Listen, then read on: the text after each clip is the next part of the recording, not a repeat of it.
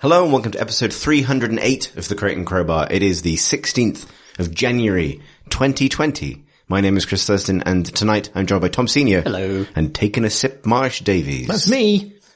Was it a good sip? It was a pretty good sip. Actually, this is really nice. Sorry, Tom. It's quite alright. My stomach hates me at the moment, so I can't have the delicious booze. That means you can be our kind of blind trial for whatever. I'm the control expert. You can tell us when to stop. Yeah. Or choose to let things No, I'm get just out going of to let hand. things go as they will. Yeah, your control hot take, Tom Senior. Hello. I feel so welcomed. Good, so we're back. It's January. Let's have a noise to see how we feel about that. We've had one from Marsh. Good. Yeah. All the noises. All the January noises. And that seems to be the collective noise of the entire games industry at the moment, which has produced nothing but that single non-committal sound. No real releases this year in January, which is weird because I thought we'd killed the sort of cyclical game release thing where everything bunched up just before Christmas and then there was a fallow period and then the industry changed and suddenly things slipped past Christmas and then people were trying to get into the January, February slot and nothing seems to have landed there this year. It's which normally is really February, weird. right, that things show up, I suppose. Yeah, I guess. Yeah, I suppose. But they haven't. I did do my little cursory, got a podcast coming up, browse of the Steam new releases, and that it was surfacing some of the things it was surfacing is either a damning indictment of my algorithm or of the paucity of things in general. Because it was like, do you want to play Unity Asset Store, Counter-Strike, Postal Murderer, Gary's Mod 5? And the answer was, yeah. That's what I didn't, and I haven't. Is there any news you want to discuss before we move on to what we've been talking about? There's been delays to certain games that we were looking forward to otherwise. Cyberpunk's been delayed from April to September. It's been shunted out of that early year. Yeah. Springtime into late year games come out time. Yep. That's actually, I mean, it's probably not for this reason, but that is smack bang in the middle of a good time to release a game if you want a bunch of awards. That's a thing. Oh, is that right? Yeah. Because people would have played it recently by the time those awards are kind of coming together, right? I mean, I suspect it's probably still within memory. done all right anyway, but It'll be coming out right when the new consoles are. It's going to be interesting if it's an exclusively last or current gen even now. Might get a little bit squashed by the rush of new exclusives that are presumably lined up for launch. unless this is one of those reasons for that delay, hypothetically. One thing I thought was heartening from looking at the tweet was that the response seemed largely supportive, which is nice. I have some recent personal experience of announcing, well, not actually announcing a delay in that case, just simply announcing a release date that was reasonably far away, or a release window at least. And I think it's nice that I don't know if you can group together any kind of group of people on Twitter particularly, but gamers on Twitter who are excited about a game were mostly responding with, done when it's done, don't burn yourselves out type messages, which is nice for that to be trending as a sentiment. Like something's clearly kind of, penetrated in that way. The notion that, even the notion that developers can burn themselves out and struggle to get something over the line doesn't seem like something that you'd expect every commenter to really grasp even 5 years ago. I'm surprised that message has even percolated though to the kind of people who are usually angry about release dates who don't strike me as necessarily the people who have the real rational grasp on the machinations of the industry. I don't know what that means. I'm suspicious of it. Well, I mean, it's just like the weather, right? Like it will change, but for the time being, we have sort of like clement conditions in which to give bad news to the internet. Let's talk about games that do exist and have been played, even if they didn't come out this year. Marsh, would you like to take us on a journey into your own experience of computer and or video? I can. In fact, I can take you games into another realm. The realm of Zen. Ooh. Because I've been playing Black Mesa, which was sort of released at the end of last year as, at least it reached its beta complete stage, and now it's sort of launched again as part of its full early access release, and then I guess it will launch again as part of its definitely complete now 100% release phase prior to presumably post-launch releases. Releasing games has become very complicated business now. It's a remake of a game that you may know as Half-Life. It's been in the making for roughly the same amount of time that Half-Life 2 has been out, which is 16 years. What they wanted to do is they took the Half-Life 2 engine and decided to basically up-res Half-Life 1, using the latest graphics, etc. I think it was originally 2 separate projects and then got merged. But it's been through a lot of different iterations. I think it has been released previously as a standalone thing outside of Steam, but it didn't then have the entire set of levels that the original Half-Life did, because they've been building it basically from chapter 1 then forward slowly across time. It's been made by a group of semi-professionals, or either professionals who are moonlighting on this project. I don't know if, having gone into early access, some of them became full-time, but it's they're called the Crowbar Collective, and it's now actually a paid-for product on Steam. Like, it was originally free. And I played it in 2015 when it had just entered early access on Steam. So it's been in early access by itself for quite a long time. Almost 5 years. Yeah, and in that time, they have... so when it entered early access, it had everything in it bar the final chapters of Half-Life, which take place in this sort of alien nether realm called Zen.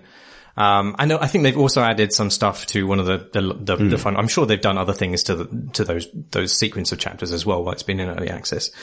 And in 2015, I really liked it. And it did this weird thing for me, because obviously if it's a game that you loved playing back in the day, I'm sure you've experienced this as game journalists, where you remember a game from your childhood, and then through some reason for writing a retro gaming feature or something, you go back and look at the screenshots, and this world that you'd fleshed out so perfectly in your child brain is just these really drab fucking, shitty grey colours and browns. I remember the most striking example of this is Syndicate, which I remember as being this amazing cyberpunk cityscape. And then I looked at it in in 2017, I was like, oh fucking hell. How did I get anything from these images? But what Crowbar Collective's efforts amounted to was sort of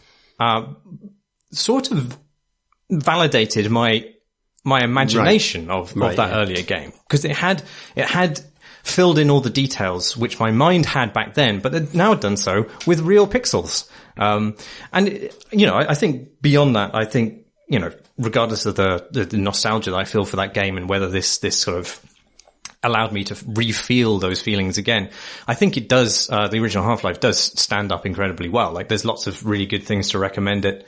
Particularly the early sections of the game, which are the ones I've played most, because, when replaying game, I don't always get through it, but I've replayed those early sections where you enter the Black Mesa complex, a lot. And, one of the things I really like about Half-Life, and it was really unusual at the time, is that although it's this sci-fi, schlock story about aliens invading, and you enter this, military laboratory which has all these high-powered lasers and doohickeys that penetrate different dimensions and things, it's still a really credible workspace, and you go through these offices and they feel really mundane. And that's something that's so charming about the game. And then what, by juxtaposition with its horror, is so compelling about it, in that you feel like these places are places that are familiar to you, that you've worked, with their whiteboards with, not dicks drawn on them, but, equivalent graffiti and, stacks of paper and coffee cups and, yes, toilets and things like this. And if you think about the games that preceded that, Quake and Doom and Marathon and Halo and Wolfenstein, they weren't really lived spaces. No. Maybe GoldenEye to some extent, but even if you lived on a Soviet missile base. Yeah, I mean, they didn't feel like credible, familiar places. Can I ask, how many places have you worked that has that many trains? Stockholm's got a very good public transport system. But I think that's, and the Half-Life series has always been very good at industrial grunge in general. Like, there's no better, a concrete carbuncle than in the Half-Life games. And just even like a shitty, boxy concrete room with a ladder going up is rendered in a kind of level of credibility in those games, which I think is missing from others. But yeah, and obviously just being able to kind of up-res those graphics and in fact expand the plausibility of those spaces with other offices and, you know, conversations between scientists that weren't done in the first game. I think that does a lot to service that fantasy and that alone is a major benefit of this sort of remake. But on top of that, I think those opening sequence of levels are really mechanically well judged. Like the combat is, just the combination of foes you face is really nicely balanced. It's like a classic combat conundrum where you have, you know, an enemy which fires a barrage at you from long range like the bull squids do, and then you have the Vortigaunts who do this powerful zap at you, but it has a kind of wind up, so you have time to dodge behind things and time. And then you've got the kind of shambling monsters who are slow and not much of a threat, but then if you concentrate too much on the range monsters, they'll surround you and you're in trouble. And that interplay of those different enemies, in those kind of claustrophobic spaces is really brilliant. And it flips between essentially no combat, basically a horror game where you're walking around a deserted, destroyed space, and in really intense, you know, moments of action. And those balance of elements is really, really good. And it's remarkably good it's markedly good rather, because the later sections of the game I don't think hold up as well. When you're fighting, soldiers, human soldiers, and although the AI is, which was lauded at the time, still seems to be doing reasonably smart things in terms of flanking you, everybody has hit scan weapons, and there's not really any kind of cover dynamic, and there's no sprint in this. Like Half-Life 2 introduced a sprint, which could be exhausted. And that added an element to combat where you knew how long you were able to run for, and that created a new kind of tactical dimension. Whereas in this, you sprint continuously. And so it's sort of like, it's very stripped back. You're just sort of like sopping up bullets as you race around, and there's not really that much kind of as much tactical thinking as you would expect in a shooter of a kind of modern game. And so those sections feel weaker, and there's more and more sort of set pieces that just don't quite match up to the standard you might expect today, you know, where you're using some environmental solution to what might otherwise be a combat puzzle. And those two things like that, the bespoke, interactions don't quite mesh as well as, you know, today's CODs or whatever, I suppose. So I went back to this, thinking I was going to play Zen, but, hadn't unlocked the Zen chapter. So I actually had to play the preceding one in order to unlock Zen. Which is surface tension, which I believe was you might remember it as the sequence where you basically emerge from the Lambda complex or whatever, and you're on the side of a mesa, looking down into a valley, and there's a helicopter that's sort of like chasing you around this escarpment. And the chapter apparently has, since I played it in 2015, been added to. Like there was a popular mod back in the day. What day that was, I don't know, during these past 16 years, called Surface Tension Uncut. And a lot of that content has been added to it. And I think that's probably for the worse. Like, I don't really remember how I responded to, Surface Tension when I played it in 2015, let alone how I responded to it originally. But, it does contain my least favorite parts of Half-Life, which are, a laser tripwire ridden warehouse, which is just like you burn out your auto load key really quickly, and a terrible section with backflipping assassins. Until you mentioned this the other day, I'd forgotten about the ninjas. I'd be interested, like the straw poll of like, who forgot about the ninjas in Half-Life? I completely forgot about the ninjas. I remember the soldiers, but not the ninjas. Do you remember like the women in like the skin tight cat suits that they look like, do not feel like they should be in that game. They actually look exactly like Warhammer 40k assassins. I've forgotten whichever one is the woman in the kind of like scuba suit with a ponytail. Yeah. They look like that basically. Yeah, there's lots of weird things with up-resing the art style, which then better highlight the dissonances that existed probably in the original game, but also definitely between the two games, it and Half-Life 2. Because the original game's art direction was I don't know that it was all driven by one man, but certainly the monster design was contributed heavily to by a guy called Chuck Jones, who left the company, I think, before Half-Life 2. And Half-Life 2 has the much kind of obvious fingerprints of another artist called Ted Backman, and they have very, very different styles. So Chuck Jones's style is, here's a monster. It's going to be a 10-foot tall cyclops with crab hands that fire lasers, which is a school of design I'm totally down with. Yeah. But also it's quite different from Ted Backman, which is sort of like body horror and unheimlich and, things with tendrils that force themselves down your throat as you suffocate. Quite a different sort of style. Yeah. Here's a huge larvae and it's wearing a stapler. But then by up-resing the original Half-Life and using some of the models from Half-Life 2 and the sounds, like they brought the zombies back from Half-Life 2 to the original Half-Life 1. And the zombies from Half-Life 2 are horrible. They're terrifying things. And the noises that people make as these parasites have bored out their face, basically, is really deeply disgusting. And at the same time, you've got these zombies next to the fucking gargs with their crab hands and lasers.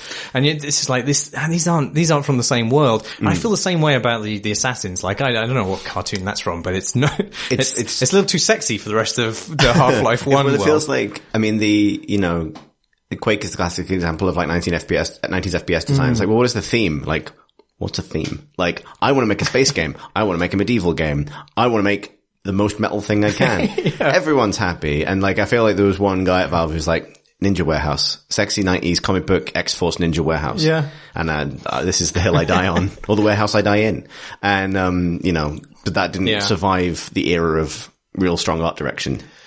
No, well, I mean, I think it could have done because the original Half-Life still has a lot of funny moments in it, which play up that kind of almost Doctor Who-ish monster design. Like, a scientist will be sucked into a vent and there'll be terrible crunching and screams. And then a bunch of gibs will fly out, including a perfect intact brain just by itself. And, that's not something that would happen in Half-Life 2, really. No. It's like I guess you call it like the light kind of 2000 AD element of that game, I think. It's got that sort of kind of comic booky kind of grizzle. Yeah, so there's that weird, sort of, dissonance that it expresses. Now it's been, graphically up-res, but also I don't think mechanically a lot of the larger set pieces really work either. Like the Garg fights, which are the crab laser things. They're all environmental kills, and the path to that is usually quite tortuous and rather boring, I found on this playthrough. And I do vaguely remember that, that being not as appealing to me in the original, but, it certainly stands out as something that just doesn't quite feel right now. And so weirdly, I ended up going into Zen, which I was really excited about, having just sort of like had the worst part of Half-Life, re-experiencing that. And so I don't know if that was a bad way to jump back into Zen. I think they should probably make it so that you can just drop back into Zen, because nobody's, because you're not going to ask people to play through the entire game like they played through in installments across 16 years. Let alone played before that. Yeah, just to play the final few chapters. But, so Zen was a part of Half-Life that was never well loved. It had a lot of, jumping puzzles. I think you probably remember. And it was generally thought of as being sort of a bum note on which to end. I didn't actually totally hate it as much as other people, but, it doesn't have a great reputation. So not only have they, given a graphical upgrade, but they've also made an effort to change quite a lot of the things in very substantial ways, like the entire layouts of levels and the way puzzles work and even boss fights and so forth. And it seems like it's pretty much a complete rehaul. Initially it does look amazing. Like you're in these, what's now become quite a cliche for these sort of otherworld spaces in games where you have giant blocks of rock floating in a void surrounded by a vortex and, but it's beautiful. Like this, and they've really done a great job in the environment art on those external sections. And there's some really good bits in it. The jumping puzzles, the long jumping, between floating rocks, seems to work, which is good. It's not really clear where you're going or why. You just got to jump to the next thing, which is the thing you can jump to. And so there's a certain there's a certain element where you feel like even there's no logic that your player character in fiction is pursuing in order to progress, and that can be slightly discombobulating. But there's also a nice little claustrophobia bit where you end up in, I don't know what you'd call them, like a science tent. Is that a good enough word for it? Sure. Scientists have been there and they set up a tent and you're inside it. It's a tent with lots of different rooms and there's scientists in there who've gone bad. And it's spooky and terrifying. As in they're evil or they've gone off like a overripe orange? Well, a little bit of both, really. What would you, I mean, they've got head crabs on them, so I mean, yeah. They've gone off. But it's otherwise a bit of a mess, I think, which is a shame for something that's taken this long to arrive.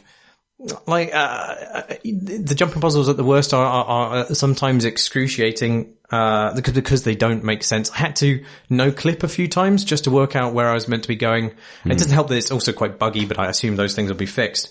And the enemy design, it's not that interesting. You've got a lot of hound eyes who are these little dog things that run up to you and then peep really loudly in such a way that your vision goes funny. And there's a new variant of them which explodes. But I wondered if they were going to do that. Because I was thinking about this. Well, so if you think about it, FPS design raced forward and basically tried to capture how to have a gunfight against AI be fun. With mixed success. Some games got it, some games didn't. I don't want to derail your point. No, go for it. I was thinking about alien design or like monster design, and we didn't move past certain archetypes very much, right? Like you're really describing, long-range charge shot beam weapon guy still occurs everywhere. You know, the barrage guy, you have to wait for him to stop shooting, still occurs. Yeah. The slow shambly zombie, and thing. Explodey dog. Exploding dog is a thing, right? Whether it's a Scutley monster in Destiny or something else. Like, Destiny has two different variants of exploding dog. And I think at some point people decided, because Hound Eyes, which are the first, well, not the first example of this, but like the Half-Life version of this is they're history's first exploding dog. Yeah. It actually just shouted at the time because, but the point is, right, like the point design-wise is this is an enemy that gets to where you are and then gives you a chance to get away before it does its damaging thing. Yeah. Right? Like, unlike the zombie that hems you in, it runs at you and tries to flush you out of wherever you are, which is why the soldiers throw grenades and other things. That's fine, but there's something rhythm breaking about the fact that it charges up, it honks, you run, it chases you, it does it again, which was solved by having these enemies go up to you, yell, and then blow up, removing them from the equation. So they've done their job of flushing you out, right? But they don't persist as another thing you've got to keep track of like zombies do. Does that make sense? I mean, this is not a perfect science, right? There's always going to be gradations of it. But I was thinking about it as like, what happened to Sonic Dogs? Because I'm trying to think of another game that has the persisting exploding enemy, which is what this is, basically. And I couldn't think of any because they all became yell or like start to glow and then blow up enemies, like from Gears of War to Halo has these, like, you know, it's all over the place. Yeah, but do you like it? I actually think that the exploding dog is an inferior to the dog which does not simply explode but peeps. I think I would like people to revisit the shouting dog. Hey! It comes up to you, hey! What are you doing? Yeah, I mean, it could what are you doing in my zen? Oi! Oi! Oi! Which is most of what dogs are saying, as far as I can tell. Yeah, it'd be interesting. It'd be interesting to have the like horror game enemy that simply scared you. So it sneaks up on you and it goes boo, which is essentially what Hound Eyes do. And then flushes you out by virtue of the fact that you're like, oh shit. That'd be good. Yeah, I have to say these little scuttling ones, I don't really, things that get under your reticle really quickly are one of my least favorite things to fight, just because you end up just spinning around looking at your feet. Yeah. And, it's just, there's something about that which is, which I mean, necessarily for the tension it creates distracts you from the environment, but also games are about being sort of in the environment. And that's the fun part for me, I think. No E3 FPS demo ever begins with someone exiting the tunnel or whatever and then looking down. No, exactly. Right. So there's that, do you remember the Gonarch? I do. How can you forget the Gonad Monarch? Indeed. I've forgotten the Gonarch. Had you? Yes. How can you forget the two He's like bosses? Dre, you can never forget about him. He's in my mind somewhere, I must suppress him. This is the testicle. Yes. Oh, just a straight up testicle. He's a four-legged testicle with a big crab shell on his back, and he's huge, and he hits you with his bollock. I think it's a she, actually. Because isn't it like the mother of head crabs? Yes, it has. I think it's gendered in the fiction. They called it the gonarch. Yeah, I know. It sort of spunks lots of little baby head crabs at you periodically as well, which is really gross. And so they've done a lot to that fight to kind of make it mechanically more modern. It's a very grand multi-part fight with incredibly cinematic set pieces. And some of it doesn't work very well. I'm sure they will fix some of those elements as it goes through the final stages of early access. But it does go on a little bit long, and there's a thing where I don't know how I don't think they will solve this, where it flips sort of unknowably back and forth between an enemy which you can deal damage to with your weapons and an enemy which you need to solve an environmental puzzle to progress to the next section. And I don't find that those two things really sit very well together. You really sort of have to do one or the other, or heavily signpost when it is segueing from one to the other. And as you get through the Zen, you go from being these epic external spaces and these kind of gribbly and internal caverns to actual alien structures, presumably built by the Vortigants. I don't fucking know. But the art design sort of just falls off a cliff at this point. And I don't remember enough about the original game to know whether they're relying on the original's art design for those sections, or they have just not done very well. Sorry, whoever did it. Recreating them anew. But it's not only are they just kind of unparsably alien spaces sometimes with mechanisms which you can't really perceive the logic behind, thus you cannot really traverse them with any logic. I also just don't know what a lot of the textures are meant to be. Like, sometimes you'll get into a vent and it'll be a really sharp-edged, rectangle, cuboid, rather. And it looks like it's made out of tarpaulin and teeth. And you're like, well, but it's obviously metal, because it's the structure of it doesn't in no way signpost that it should be organic. And there's just lots of that. It just looks like a real mess. And there are very, very long sections where you spend your time in an alien box factory, working your way up conveyor belt after conveyor belt, and it outstays its welcome, and then it outstays its welcome many, many times over. Really almost shockingly outstays its welcome to the point where you're going, you gotta be fucking kidding me. There's another conveyor belt. I have to do the same thing. And then it climaxes with a really long elevator sequence that it has no new mechanical tricks the entire duration of your travel up it, where you're firing out of it basically at enemies that float around. And then you finish with the famous baby brain boss fight, which is better, I think, than the original, but still it's you used to have to not that great. It's basically a low grav basketball challenge, if I remember right. You had to bounce up in the air and throw grenades into its brain. That no longer happens. Well, I mean, that's how I remember that fight going. I don't think it's low gravity anymore.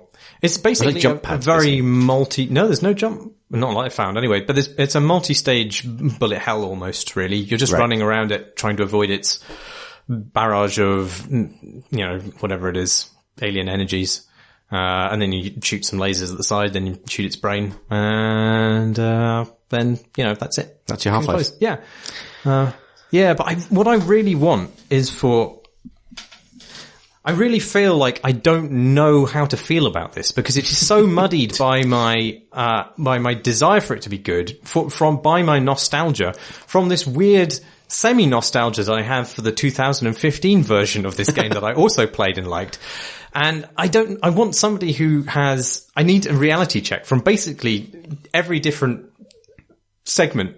I want somebody who's played the original Half-Life to play this afresh and tell me whether the original Half-Life was also shit now, basically. I want new players who've never played a Half-Life before, the younglings. I want them to play it and tell me whether this is all just old fogey design that should have been left in the 1990s, or whether it stands up. And I want people who've played some weird interstitial version of it to also go through it and tell me what the fuck's going on. Because it feels very strange to me. There's an incredible abdication of like the take responsibility. Like, well, I feel like some of it might be really bad, but I don't know but I just don't know who bears the responsibility for that. Has Half-Life changed review? Yes, or have the modders not done it justice? I don't know. It could be one or all of these things. Probably all of them. This is a pleasingly low stakes crisis. Yes, and unless this is resolved, we will all die. It's true. Regardless, really. Yeah. So, I make of that what you will. Cool. Wow, starting off January. Yeah. Do you have any strong opinions, Tom, about anything? I'm kind of curious to play it now. Are you going to review it on PC Gamer? Good question. We probably should, once it's a full release and everything, and they're charging money for it. So, because I think you reviewed Black Mesa at some point. Yeah. But maybe when it was in early access, you reviewed it? Yeah, we certainly probably did. That rings a bell. I think I was working on the magazine at the time, which makes sense because it was 2015, right? I don't know if we put a score on it or not, but we would have certainly done a kind of early access. I saw a score in the late 80s, I think. It was like 89 or something like that. I think it was reviewed. I remember both a feature and maybe even a review. Yeah. We'll probably review it then. But who would you get to review it now? Would you get a youngling, or would you get an old, haggard beast such as yourself to slog through it? Probably an old haggard beast, just because you just need that. I think you need that context of, it's such a strange project. Isn't it interesting to see what somebody without that context Definitely, would think of it? for sure. Maybe we'll do a little box out from like some. All right, here's the pitch. Teens react. Teens react. Yeah, to Half-Life, the original Half-Life. I think there's so much context behind it that you kind of need someone who understands that a bit to go back into it. And ideally someone who's played loads of modern shooters just to see if they've modernized it or whether they've just kind of enhanced the kind of retro appeal of it. I'm looking forward to playing it. I haven't played Black Mesa yet. And it's been years and years since I played Half-Life 1. So it'd be interesting and kind of novelty. Such a strange thing to have modders come in and interpret an official game and Valve be cool with it and then sort of let it happen. It's such an unusual way to revive media. Yeah, right. Well, I suppose Valve, obviously, if it's being sold on Steam, Valve profit from this being a success regardless. Yeah, sure. And it's probably they'll make more money from this than they would do if they'd spent years making it themselves, Yeah, sure. I'm going to guess. Yeah, that's true. So it's probably a win-win, but you're right. Like, it is a strange sort of responsibility to take on for a team of modders. Because it's going to carry the expectations of everyone who wants a version of Half-Life that reflects, as you described, their kind of memory of it, right? But it's also the timing of it is weird, coming just before Half-Life Alyx. Right. It's like, has this in some way removed some of the nostalgia I have for that series so that I'm not so heartbroken that I won't get to play a VR version of what should be Half-Life 3, but sort of is not, maybe? That's a hell of a game of 4D chess if that's where they're going with it. Like Valve. No. I don't ascribe potentiality to it. I'm just saying, yeah, it's weird. But also, I mean, we were talking, I think the last time we were on the pod where we were saying that we're not as enamored with shooters as we once were. And I wonder if that's also, like, between 2015 and now, whether that has played a huge part and whether I enjoyed it as much or not. I don't know if it's even to do with the game. Because I look back at the games I played in last year, and I don't think I played really any shooters apart from Destiny, which I only played very briefly and didn't really enjoy. Maybe because of that reason. Like, it just didn't grab me. So maybe I have changed, Chris. Half a life later. That's the book you could write about this if you could bother. Get Alex to do it. It's fine. Yeah. Tom, how have your holiday video games been spent? Good. Like you, I didn't play many games. I don't think across the actual break itself, but this week I feel like I've gotten back into games. Oh, cool.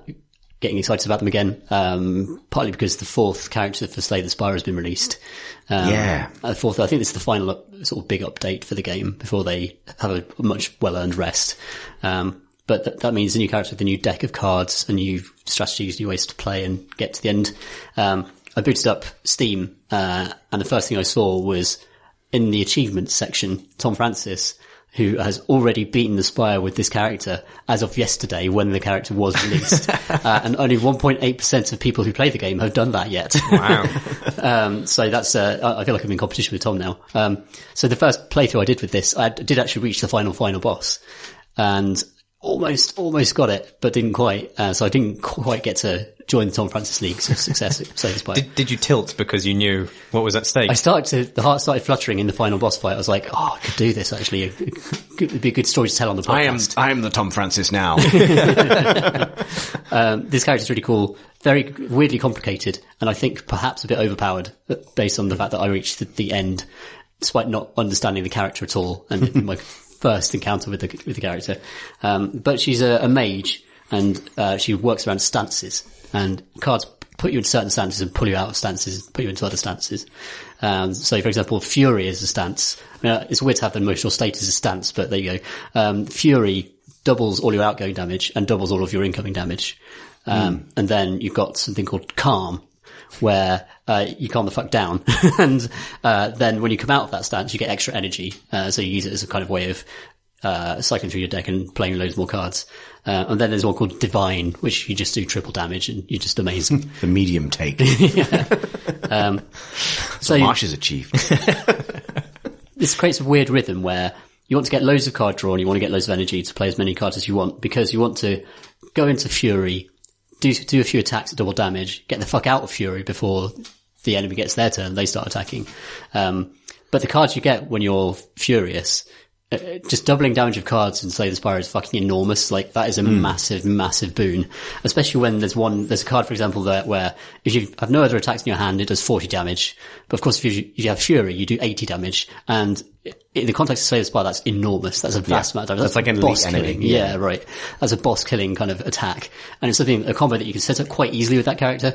So I wonder if it'll end up being tuned down a bit in terms of the amount of damage output that you can do. Of course, there is that risk reward where if you're in Fury, you're taking the extra damage. But I found there are so many cards that get you out of Fury. And as long as you kind of make sure you've got enough energy to get out of Fury, then you're pretty much safe a lot of the time. Just based on the one playthrough I've had. But it's such a cool idea for a character, and they've taken ages to make it.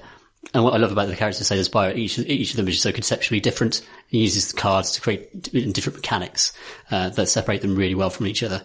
I guess the silence is kind of similar to the first character, who's just kind of a warrior, but they get loads of poison and stuff like that, which the warrior doesn't. But then you've got the robot, which channels orbs that it can then throw at enemies and stuff like that. And this is a whole new sort of card game entirely. So 4 card games in one amazing deck building game. And it's excellent. And it's such a generous update to just give to everyone for free as well. They could have charged for it. Have you found that I think I remember Tom talking about it a little bit when it was, because I think they put it out for testing at some point. Have you found that mechanic of having to switch back and, the bad scenario being getting caught in Fury when your opponent plays? Do you find that mostly happens because you've made a mistake, or because sometimes the game throws it that way in terms of the card draw? Because it feels like it could be both, and both have a interesting relationship with your own agency. Yeah, I found that like there are loads of cards that put you straight into Calm. So I was using those to kind of end the Fury sections, and a lot of the best ones give you block as well as Calm. So you calm the fuck down and also put up some defenses as well. And that's like a good kind of, you get your hot half of the turn and then your cold half of the turn when you sort of like bunker back down. I think there definitely could be a kind of RNG aspect to it where if you're not getting those calm down cards, then you're going to die if you're in Fury state all the time, because you just can't be taking double damage from all enemy attacks. You just can't do it.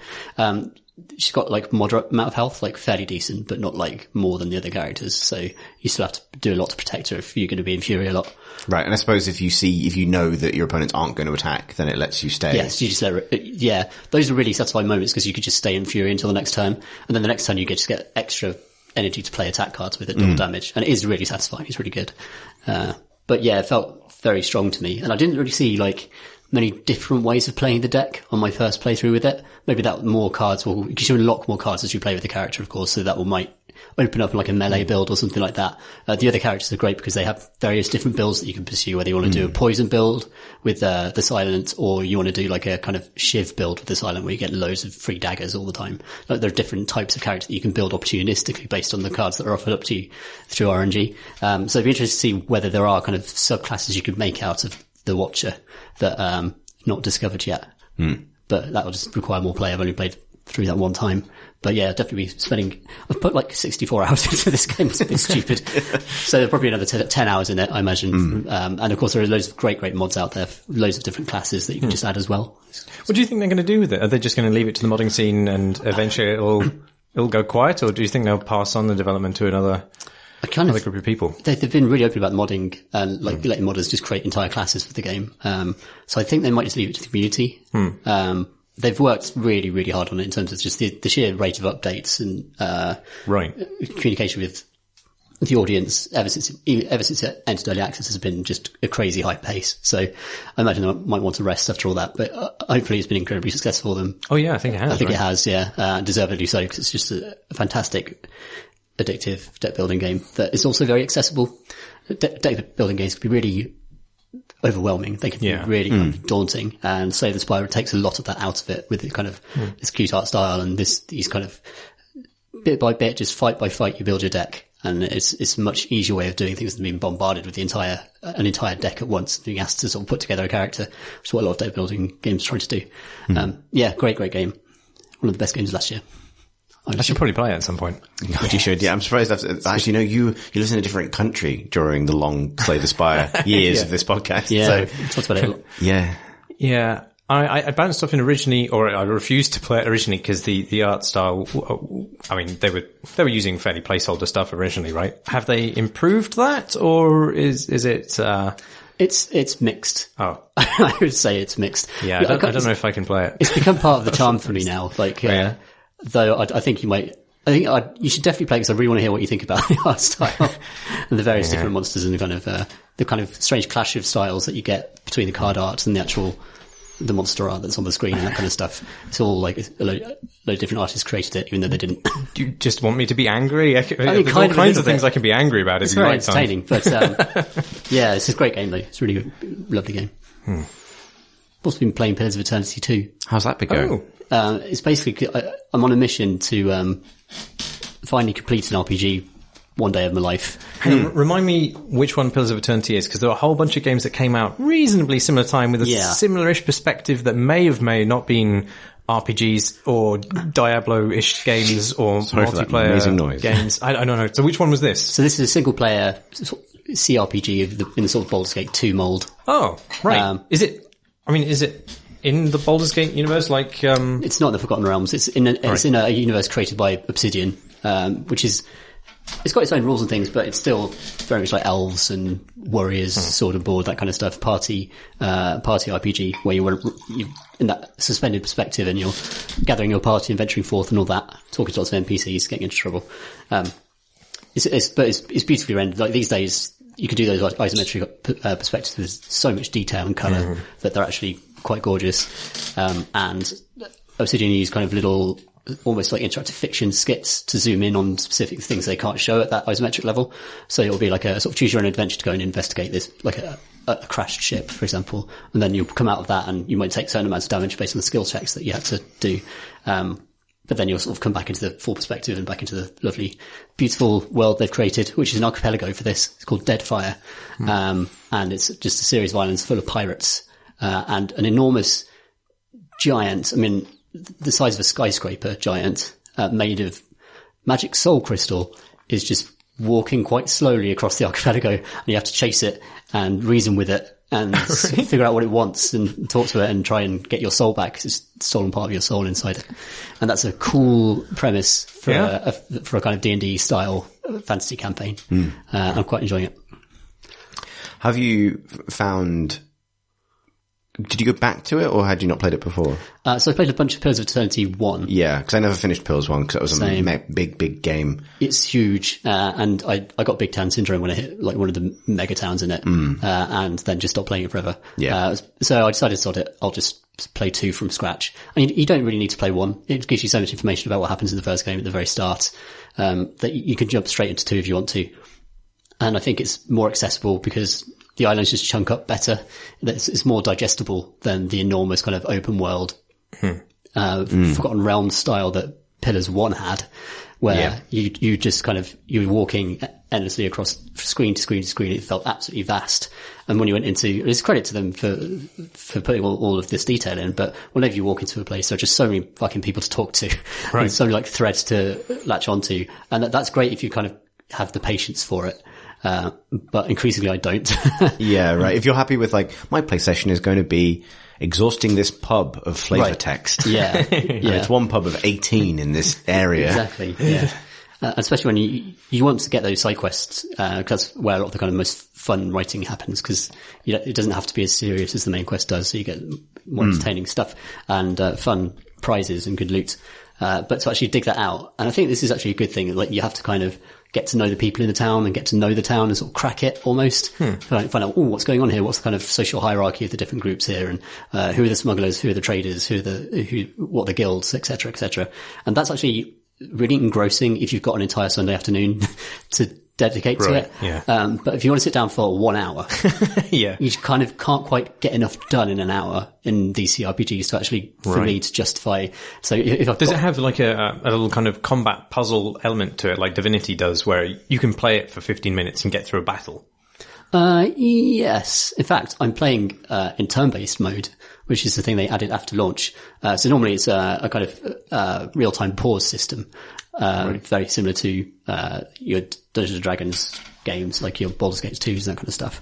But turn-based, like as you'd expect, you just, based on initiative, alternate between the characters. And what this allows you to do is actually play optimally with your party in a way that you can't in real-time pause, or I find very difficult to in real-time pause, where all of your characters have so many different abilities they can shoot off and use that, you'd have to like be pausing every half a second to catch when someone's, cooldown timer is reset in order to use the fireball again and that kind of stuff.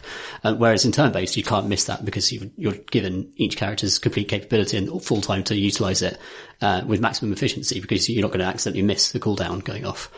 So in that way, it's actually like, it works much better and you're able to explore the nuances of the combat system, in a much less confusing format, even if the combats take about twice as long to resolve. So it's that trade-off. Alternatively, you could just whack it down to like super easy and play it in real time. That might be a good way of doing it, to be honest. But I do quite like these combat systems. Like I like the interplay between wizards and friendly fire and warriors and berserkers and that kind of thing. And you get some cool classes in the Pillars of Eternity universe. Like I can't remember what they're called, the Cypher, who just kind of raise people's minds and can show them things in the middle of a fight. Or I think there are like chanters. I think there's bard equivalent to some description, which is really, really interesting, where they can sort of play bars of different things to affect friend and foe in different ways, which is really nice. It's not, they take the kind of D&D base kind of shape and they put their own sneaky twist on a lot of the different classes and ideas. Yeah, it's gorgeous. I'm really enjoying it. I just don't think I'm going to finish it. Yeah. How is it coming back to a CRPG of a more kind of traditional format, having played Disco Elysium? They just occupy completely different parts of my brain. It's really weird. Like, for me, Disco Elysium's an interactive fiction game more than anything. If there was nowhere to walk around, I wouldn't necessarily mind. I would play through that game just through the conversations and stuff. Right. Yeah. Just because that's where all the value lies for me. Though I do love the art style of Disco Elysium and I love what they've done with the world. It's a game about watching that text and just being entertained by it. Whereas, I'm all about picking up bottles. If it didn't have raiding bins for bottles, I've got a plastic bag, full of bottles at all times in that game, which is great. I feel like I look like such an idiot in that game. Like, I went back kind of like on, chapter 2 or something and just got like ridiculous hat on, stupid shades, plastic bag full of bottles that I'm going to sell for like 50p later in the chapter. No, they're totally different. I think having a party management, having a combat system, having trading, having all the kind of trappings of leveling up, in a traditional way makes it feel like a completely different genre to me. Like balancing a party out and building them in a sort of Baldur's Gate style RPG is a different skill, it's a different sort of experience entirely to Disco Elysium, which is kind of, you do level stuff up in Disco Elysium and it is useful to give you extra kind of, morale points and stuff like that.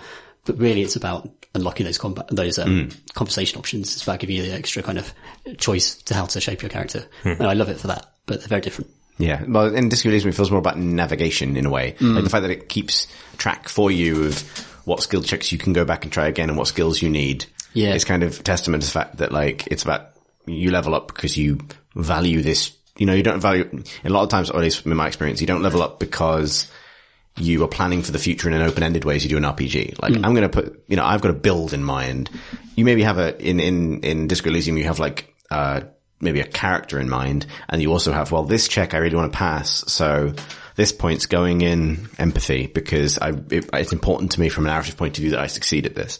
And that's a very different motivation than I want my main character to be the wizard in this party in this particular way and to eventually grow in this way because I'm going to fight a million different variants of goblin and this is how I'm going to handle that. Like, yeah. Yeah, your character's also just completely malleable in Pillars of Eternity style games in a way that your character almost talks back to you sometimes or surprises you a lot in Disco Elysium, or it gives you options that you can't necessarily quite control.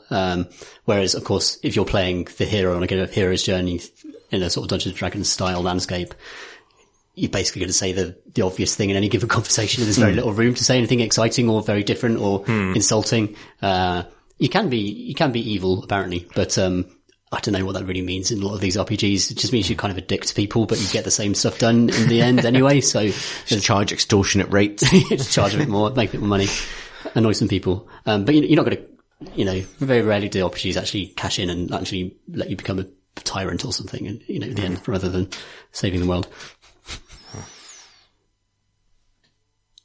What have you been playing, Chris?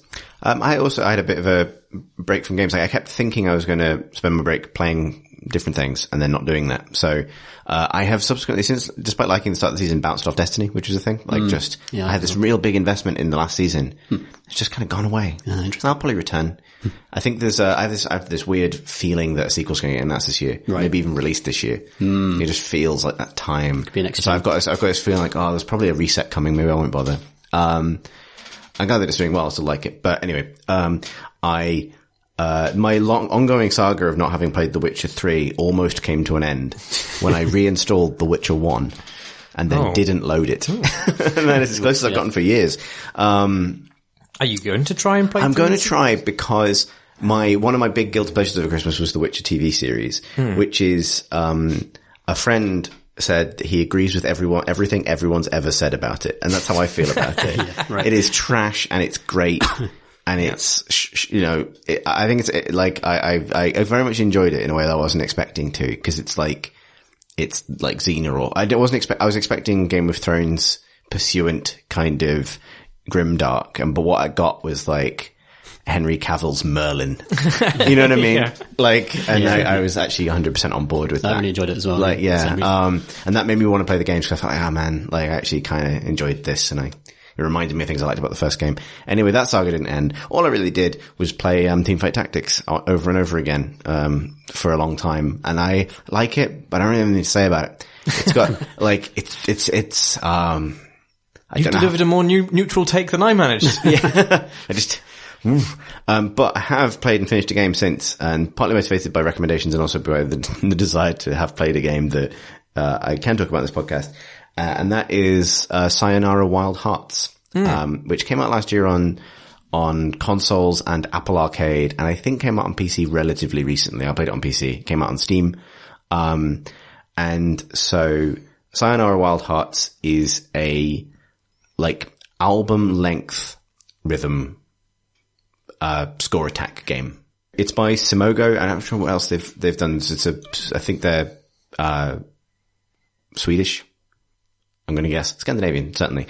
And it is as I say, it's an hour long, and it is effectively best understood as an album. Like you play through a electropop album through a series of levels which gradually introduce and play with mechanics and perspective and things like that.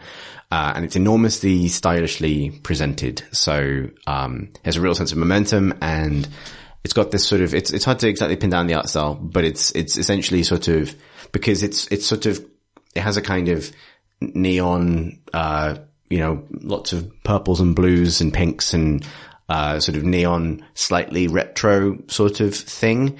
But crucially, it's not a Kavinsky. I've come to that's a genre now. Right. Of 80s throwback kind of, neon cyberscapes and lots of synth. And it's not that. It feels much more modern than that. and it's got this sort of faintly allegorical story about a heartbreak, or maybe heartbreak in general, that kind of exists on, ostensibly two planes at once. You are a young woman who, it's implied, maybe works at a falafel shop and sits in her bedroom and has this dream. And in this dream, she is a sort of motorbiking, air hostess wearing a domino mask, riding through a kind of cosmic tarot space heartbreak disco pop, kind of, psychosphere. It's good. And you encounter gangs of rival, similarly dressed bikers. Is this set in Japan? No. The name suggested it is. So actually, well, I would say that like, it has huge anime influences and things, right, but okay. it is, it's not set anywhere really. It's in this sort of, you enter cities, but they're sort of like, they're representative of sort of like domains of the heart to some extent. You're writing some great cosmic imbalance, perhaps, but also dealing with your own heartache, maybe. It's music video logic, I would say. It's like in this sort of, nothing I can do in explaining it is going to sound anything other than me over-explaining it in a way, because it sells itself visually. It sells itself visually, and it's music, so you don't need to explain music. Like, it go beep, and then it go boop, and your heart goes, hello. Like, that's how music work. Mm-hmm. Like, there's only a limited extent to which I can explain this, verbally. But basically, it's beautifully animated and very sort of striking, visually. And as a game in its fundamentals, the things it reminds me the most of are Res and Dyad. In fact, it directly references Res, I think, with a later mechanic, and a little bit of Elite Beat Agents, although it doesn't have Elite Beat Agents' kind of daftness or indeed use of, licensed music. And so it's the way it kind of builds. And like I say, the game lasts an hour to play through every stage. And the thing that sells it is it establishes some basic mechanics early on, which is moving around and gathering up hearts as you speed along, and that affects your score, etc. Very, very simple. But it's always changing and playing with its own basic systems. So sometimes you are moving, left and right across a road, right? Road rash style. Sometimes you are moving around the inside of a cylinder. Sometimes you are moving in full 3D space. Sometimes you are moving around the outside of a cylinder. And these things flow into each other completely seamlessly, with sort of in situ kind of camera angle changes and like sort of cutscenes or animations, very, very, very bespoke animations that are sort of folded into the thing. So again, it's got that kind of interactive music video sort of feel to it. And then it'll throw in other mechanics like, timed button presses to the rhythm. It is fairly straightforward rhythm game stuff. Later, sort of like a basic shooting mechanic. And then later the sort of, what do you call it in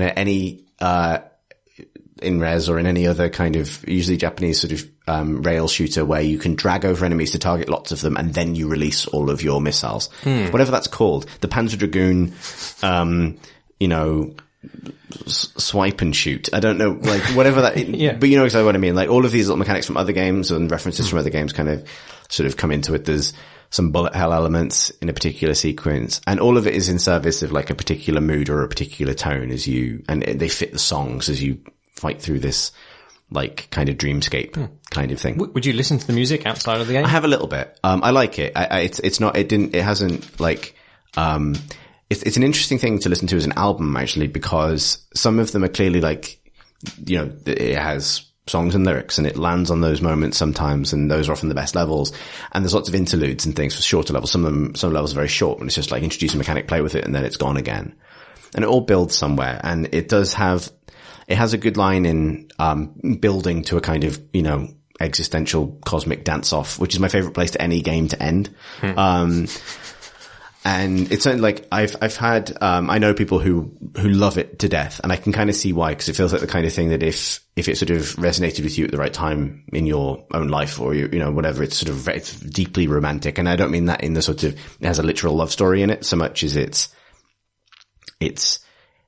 wears its heart on its sleeve in a huge way. It's about, a young person experiencing heartbreak and this sort of mad imaginative response to it. Which I found myself disappointed that I didn't profoundly relate. And this is the time, me having changed or gotten older, like, and that, not to be too like heavy on that, but like, there's like, I could literally feel the hot take crossroad opening up in front of me. And one path, which is the path I've chosen to take, is, I really admire how they've done it, and I completely understand why people love it. And I just know that I'm in a different place in my own life, that this particular piece of artistry or art isn't something that resonates tremendously powerful with me personally, but I think it's very well achieved. I think the other direction that me, a man in his 30s, could take with this is a think piece about how I have changed and how I no longer relate to the young. That is the other thing I could do with this, and I just don't want to. I refuse to let it initiate, through no fault of its own, a sort of crisis in me. But I don't trust everyone with it. But it is beautiful, and it was nice to play something that sort of, I think I admire any game that can exhaust all of the mechanics it wants to play with in the space of an hour and take you through them and introduce them at the right times, and they feel nice. And like I say, you are constructing the music as you play it through the actions of play. Sort of. That's one thing I wanted to talk about. So when it introduces these mechanics and things, they absolutely will fall on the beat.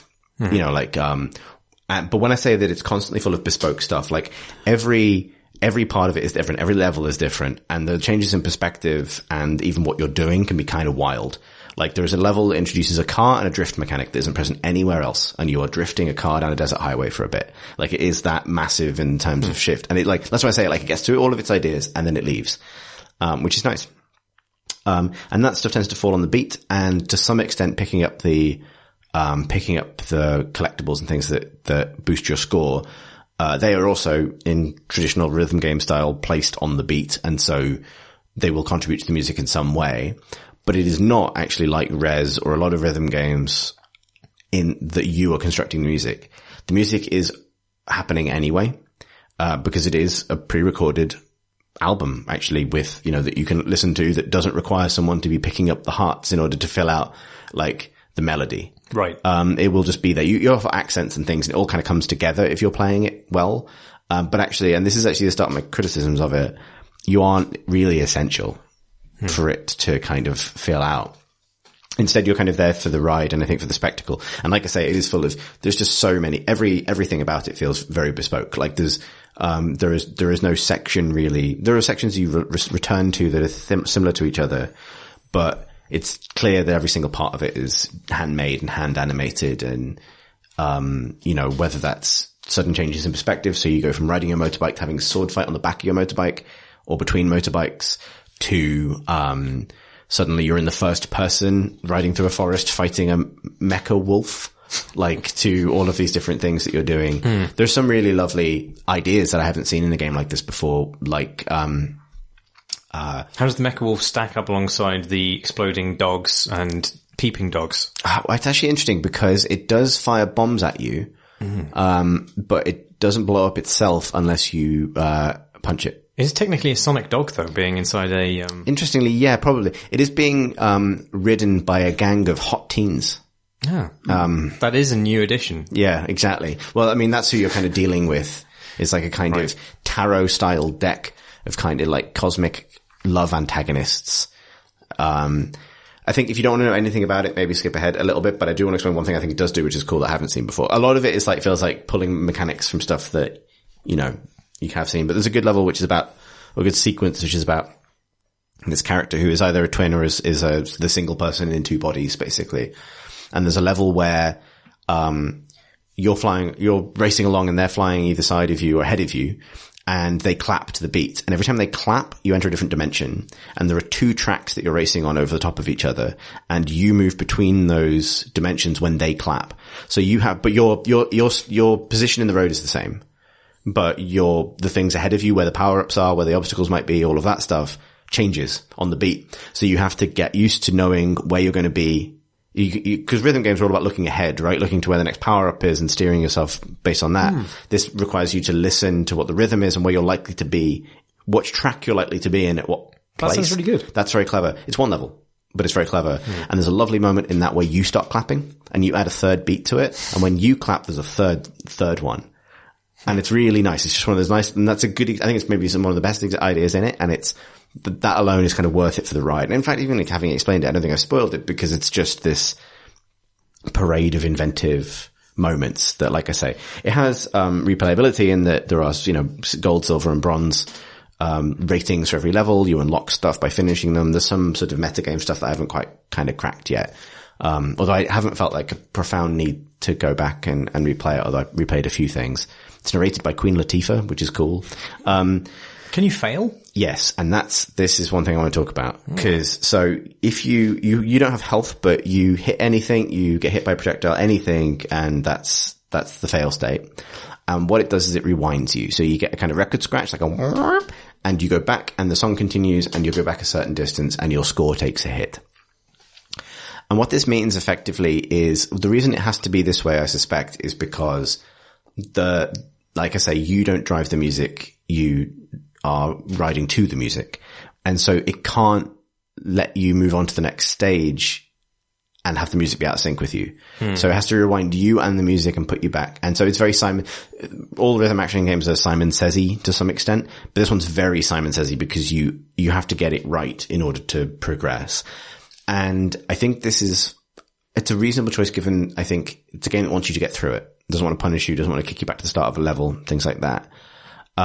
You will get through it, but it can really kill the vibe when you're constantly rewinding over a section of music, simply because sometimes I don't think all of it's, I mean, a lot of it is pattern recognition, boss movement recognition, that kind of thing, even if that's not what it's styled as. That is functionally, it's the same skill as learning the tack sequence of a boss or something. If you get stuck on something or you misread something a few times, it does like something of the momentum and the feeling of being in that moment and being sort of immersed in this kind of beautifully animated thing gets taken away as your brain has to kick in to go, okay, I have to learn this bit. Oh, I have to actually stay left for a bit longer than I think I do. And I keep making that mistake. Whereas I think a part of me just wants to fail, lose some points, but be allowed to keep going and just stay in the moment. I wonder about the utility of failure in a game like this, because even having the score, it's an interesting dynamic because I kind of want to go with it and just experience the album. I almost want it to be less of a game in some ways and just let me kind of experience it rather than having that anxiety of like, I'm going to get to the end of this, but I'm definitely getting a bronze rating. There's no other difficulty level apart from the ratings. Not that I can see, no. Yeah. I think there's some other modes you can unlock as you go and things like that. And even actually little things like, you go back to the mission menu between each level and they are very short. And there are beautiful animations for unlocking the next thing and returning to the menu. And it's all kind of, again, beautifully animated. But part of me wanted, given it's only an hour long, part of me wanted to just play it from start to finish with no breaks. Right. Because it is, everything links into the next thing seamlessly, apart from the fact that you have to then press a button on the controller to get back in and continue. And those little things, like, I sort of feel it has a slightly, like, games that it is somewhat like I would also mention Dyad, which not a lot of people might remember, but Dyad is very similar in some ways. Dyad, Rez, games like this, they are score attack games first and foremost, and music is a sort of aesthetic reward for being good at them, right? Yeah, for sure. Like, you can fudge your way through it and you not get it, and then the reward for really cracking the system and being able to see the patterns before they happen is like this euphoric sense of you're creating the music. Sayonara Wild Hearts doesn't do that. The music is there for you anyway, and all you can do is slightly ruin the experience of receiving it.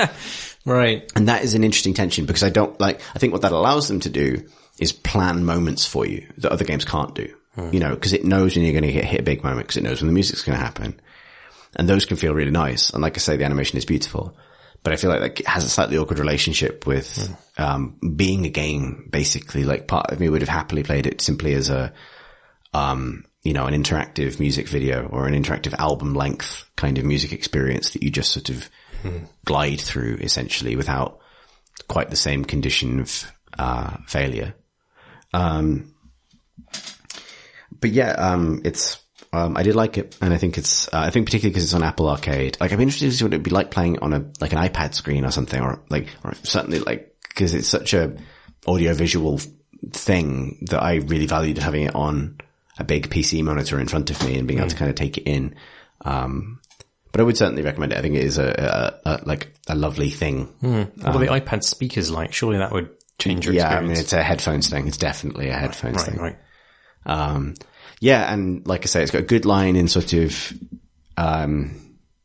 if you like wireframe tarot cards spinning to reveal cool, extremely cosplayable, hot, like 50s-ish teens in domino masks then race you through a kind of mindscape to pop music, then this is a specific game about that, yeah. Yeah. Now you've told me that I'll only ever be bad at it, though. I may make. I found that it's not tremendously hard by any means. It's just occasionally you can like misread what it wants you to do in a moment, right. And even that for me was a bit of a sort of like, oh, okay, shit, sorry. It feels like, I think at its worst enters that thing of like, if you ever have a stress dream about being in a band and you don't know any of the songs, and it's like, oh fuck, like. Sorry, I thought I had to go round this tree, but I've crashed into it. Just carry on doing what you were doing. I'll keep up. But yeah, it's good. Did you play Thumper? I did. What do you think of that? I liked Thumper. Thumper's it's a lot more in the sort of, you create the music sense. And it's also more designed to be punishing. Yeah. Like, in both a difficulty way and in a sort of AV way, right? Like, you go into Thumper to be thumped.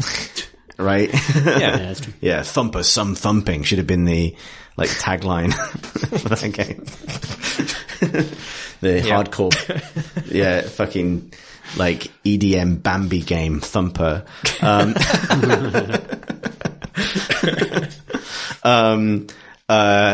This isn't that. It is super gentle. And it's nice actually that it is super gentle. Like, I feel like there's a tendency for music games to lean into kind of like, you know, destroying your brain. And I've just sounded like the oldest man alive. But you know what I mean? To like overwhelm you. And then this feels more like a kind of, this is too loud. Can't we go somewhere where we can hear ourselves talk? yeah, oh Christ. Yeah, exactly. Yeah, it's not gone full, like, you know, I don't know why we thought going to vodka revs for a last drink of the night was a good idea territory, because it's much gentler than that. I just think it must be nice to be young. That's how it made me feel.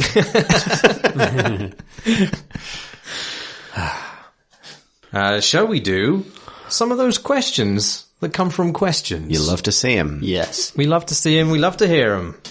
Stuart writes, Dear McClunky and the House Hats, do any of you know what happened to Star Citizen? It sounded like a massively ambitious game when it was first announced, but I haven't heard about it for the better part of 5 years. I assume it's in development hell. Feliz Navidad, Stuart. It's been massively active development for the last 5 years, and backers who have paid hundreds and hundreds of pounds for their ships have been flying around in various betas and alphas and sort of bit by part releases. They've added planets, they've added landing, they've added all sorts, PvP combat. And they're still working on the single player component, Squadron 42, I think it's called. So yeah, it's been, it's interesting. It has a sort of life beyond what you think of a game being out. Like, it has like annual conventions that are now in their 5th year. Yeah. For a game that isn't, well, it's playable, not done, you know? It's kind of interesting. Like, I think it's probably the most stretched definition of when does a game come out, because people have been playing it now for almost half a decade. But it's definitely not done. But it is supporting a massive community of people who are really heavily invested, both financially and in terms of time and enthusiasm. So, I don't know. I don't know what you call that. No. Like a live development experience? Yeah, that's a good. You know, it's kind of, I don't know. Like, it is by all means, by all accounts, still rolling ahead and it's being funded or funding itself, and, you know, like, don't know if it's hell necessarily. It's in, like, development bardo. Yeah. Kyle writes, Dear Wizards of the Crate, you keep using this word, but I know not what it means. So my question is simple. What is Gribble? How does one gribble? Why gribble? And whereupon does one grib? As ever, keep up the gribbliest pod. Kyle. So, I feel like we use the word gribble more in Miniatures Monthly than in this podcast. Yeah, lots of little creatures to describe. Yeah, it's a word, maybe we should each say what gribble means to us. I think it's, I heard Mark Commode using it. I think that's probably, Really? I don't know if that's where I used it first, or we just, our I wonder if I definitions got it from you. I've always sort of thought, it feels like a word I would have already used. Yeah. It feels like a word I've used all my life. Maybe it isn't. what does gribble mean to you, Marsh? Sort of, not quite disgusting and grotesque, I suppose. But also squalid. And perhaps, like a goblin is quite gribbly, but maybe not as gribbly as something more horrifying than a goblin. Like a zombie goblin would be very, very gribbly indeed. Yeah, it doesn't mean gory. No. It's not grisly. Grisly is the other side of Gribble. Yeah. Like, Gribble is somewhere between grotesque and grisly and something with a B in it. I would describe I think you would, a good resonant cosmic horror depiction of like a Lovecraftian monster like Cthulhu or something probably wouldn't qualify as fully gribbly if it was sufficiently cosmic horror. However, the moment it becomes terrestrial and kind of passable, fleshy, then it is gribbly. Tumescent in some way, perhaps. Sort of rich in detail of a kind of non-specific way. Right? I don't think you can't be perfectly smooth and be gribbly. No, you need buboes. Yeah, exactly. Calluses. But if I was to say a Gribble, I would be referring to a small goblin-like creature. A Gribble, yeah, right. A Gribble, yeah. A Gribble. Yeah, So, I think Mark Commode used it as a plural to describe enemies which have some of the qualities of stinky. They would smell bad. Yeah. They'd be ugly, disgusting in some way. the creatures from The Descent. Maybe that's the first time he ever used it. So I think he describes the creatures from the film The Descent. Isn't there a B movie about Gribbles? Maybe. I think there is. I think it is literally maybe even a reference to a particular film. Like and I think there's also an element of, it has to be a sufficiently slightly generic form of monstrosity. Like if you are a Gribble, you can very easily be subsumed into a kind of mass of Gribbles. Yeah. Without being really distinguishable from them. Does that make sense? It's like the word goon. You could have a group of goons. And I think it's been useful cinematically recently because most like Avengers or Justice League or whatever involve a certain amount of fighting kind of blurry, indistinct monster things, whether they're insectoid or, shadow men or robots or something like that. Things that can be smashed and punched and thrown away and that you don't need to see individually to know that man is using his big punch or doing a laser. You know what I mean? All of the enemies in the first Avengers film that come out of the big warp hole, they're all Gribblies. Yeah, I think all of the Marvel team of enemies are Gribbles. Yeah, generic hordes of slightly manky creatures. Whereas the moment you get the specificity, then it can be a creature with gribbliness, but I actually sort of disagree with the goblin analogy for that reason sometimes, because I think they're often individually characterful. Yeah. I think, and actually, true. I was literally having this conversation in work today. I don't feel like you ever really need to explain goblin. You know what you're getting when you see a goblin. You know what I mean? Gribbles wouldn't necessarily caper. Yeah, no, we watched Gremlins recently, and that's got an interesting relationship with this, because there's a horde of them, but they go to quite extreme lengths to kind of differentiate them, like the one that's dressed up as a gangster's mole for no reason. I wouldn't say they're Gribbles. No, exactly, but they have gribbly characteristics. Right? Yeah. Droopy ears, kind of lanky little limbs, spotty noses, etc. Right? That's an example of what I'm talking about, because Gremlins are basically goblins. Yep. Can we agree? Yeah. They are, they're, they're fully, they have the same sort of things. They have, I think to be a goblin, you have to have dreams. That's my thing. You have to be aspiring to something you can never have. Whereas gremlins are kind of interesting in that relationship because they actually kind of get what they want. They're kind of like bullies. They kind of do get what they want to some extent, but they also get fed into food processors. Gribbles are more kind of anonymous, really. Their needs and wants are not necessarily well considered by the fiction in which they reside. Right. Yeah, exactly. Unlike a goblin. Unlike a goblin. Yeah, the richly described interior of the goblin mind. It's why you've drawn so many goblin dicks in your life and you've never drawn a Gribble dick. That's true. Actually, I probably have. I've drawn a lot of dicks, Chris. Anyway, I think we've explored that. Sure. I can go on. Daniel writes, ever since the launch of the Epic Game Store, there have been frequent negative posts about it on online forums, e.g. Reddit, if you've heard of that one, with topics ranging from business practices to application security to user experience to support for the gaming customer. People online love to complain and tend to get stuck on certain topics, e.g. CD Projekt Red, No Man's Sky, etc. But the regularity at which these posts appear and the strongly anti-Epic stance they take has always felt a bit off. Do you think it's possible that the anti-Epic sentiment online is an example of astroturfing by another group with a vested financial interest in PC gaming? Daniel in Iowa. I don't think this is an example of international cyber war. Many things have been. I'm not sure this one is. Although, no, I'm not going to commit to that. Anyone? Is this international cyber war? No, or is it no, people I are don't angry? think so. I think it's just people who are angry about it. I think certain things. Because I know people who are angry about it, and they probably write things on forums, and they aren't part of a sinister campaign started by, for example, the Humble Store. But I don't agree with them. I do feel like this is one of these topics that has sort of run away from people in a weird way. Well, like they've taken their stance and they're not going to shift from it now. I think one of the most sort of persistent paradigms across the years is whoever are the good guys and the bad guys at any given moment in the games industry is fundamentally mimetic. Like once that's sort of established, people copy it, right? EA are always bad. I think one of the reasons that the news about Cyberpunk today was well received is because CD Projekt, in the eyes of players, have cemented themselves for a very long time. And as the good guys in various different things. And that has interesting roots, like that intersects with, negativity towards other developers, right? Like, to some extent, CD Projekt's rise as the kind of RPG developer everyone flocks to was, propelled by the meme hate of BioWare. Right. And by extension EA, which stems from everything from choices made in the Dragon Age series to the ending of Mass Effect 3, right? It's all linked and it's some great seesaw that companies ride up and down.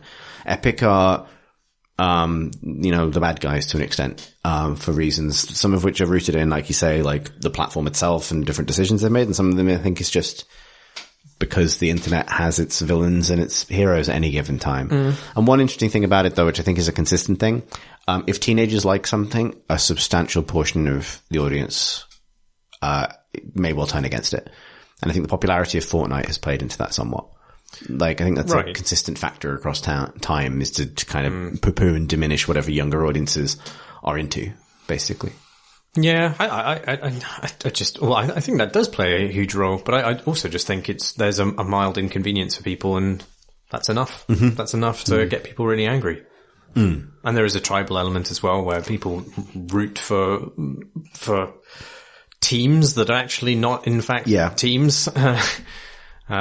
I think I've said this before in the pod, but also I think people underestimate the role that Steam played in making non-pirated games accessible to people across the world in a lot of ways through sales and things. Like I think for people in our position of relative privilege, the kind of, thanks Gaben kind of meme is it doesn't really mean much to you, but to a lot of people, that's like, it was a gateway to buying games that you wouldn't be able to afford. It wouldn't be distributed in your territory normally. When I can understand people getting protective, like, no, I don't think any game developer you speak to would be sort of angrily protective of Valve's monopoly on digital distribution, right? Yeah. And I think some developers got really blindsided by that when their players weren't happy for them that they had broken out from it with Epic. Yeah. When players from Instead were furious because they had jumped away from the nice, reliable place where the cheap games are to pursue a healthier business for themselves elsewhere. I think also Epic's first moves of the store were to throw their money around and buy exclusives, just nakedly, giving money to developers to get them exclusively on the store for a year, which obviously makes sense from a business perspective, but exclusivity is just not popular among PC gamers. And I think as a first move for your store, or the loudest move you're going to make initially, that is probably what put people onto a bad footing with Epic from the off with the store. Yeah. People are also right that it is just lacking features that Steam has that you'd expect, in terms of even just like telling you how long it's going to take for a game to download. Or even be able to search your library properly or arrange it properly. Like, it's just still lacking in features massively. So people are being asked to move to an inferior platform in many ways in order to play the games they want to play. And I think people resent that lack of control over their library. Yeah. It is annoying. I don't like... It's annoying, but that's as far as it goes for me. Yeah. I can't be angry about it. I will go there to play Outer Wilds, basically. Interestingly, our next question is about that very game. Oh.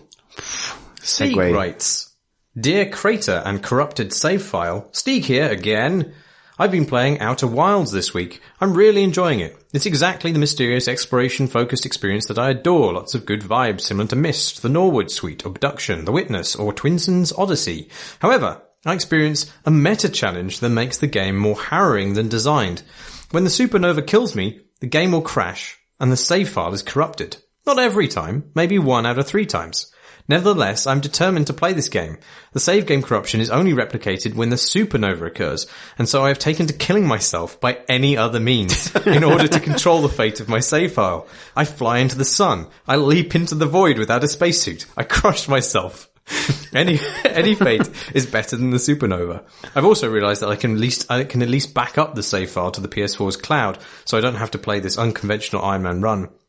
Finally, the question, have you found yourself playing with constraints not imposed by the game fiction and design itself, but by the limitations the software or hardware put upon you? This feels like a well-worn topic, perhaps one as old as PC gaming itself. Games, Stieg. That's a great story. I love what that adds to, because it's interesting that happens with Outer Wilds, because, you can, ultimately the knowledge that you need is in your head. Like, your save is important to the extent that it updates the, data in your database. But you can play the game from scratch, right? Yeah, like if I remembered enough, I could load up a new save file and finish it. Yeah. Right?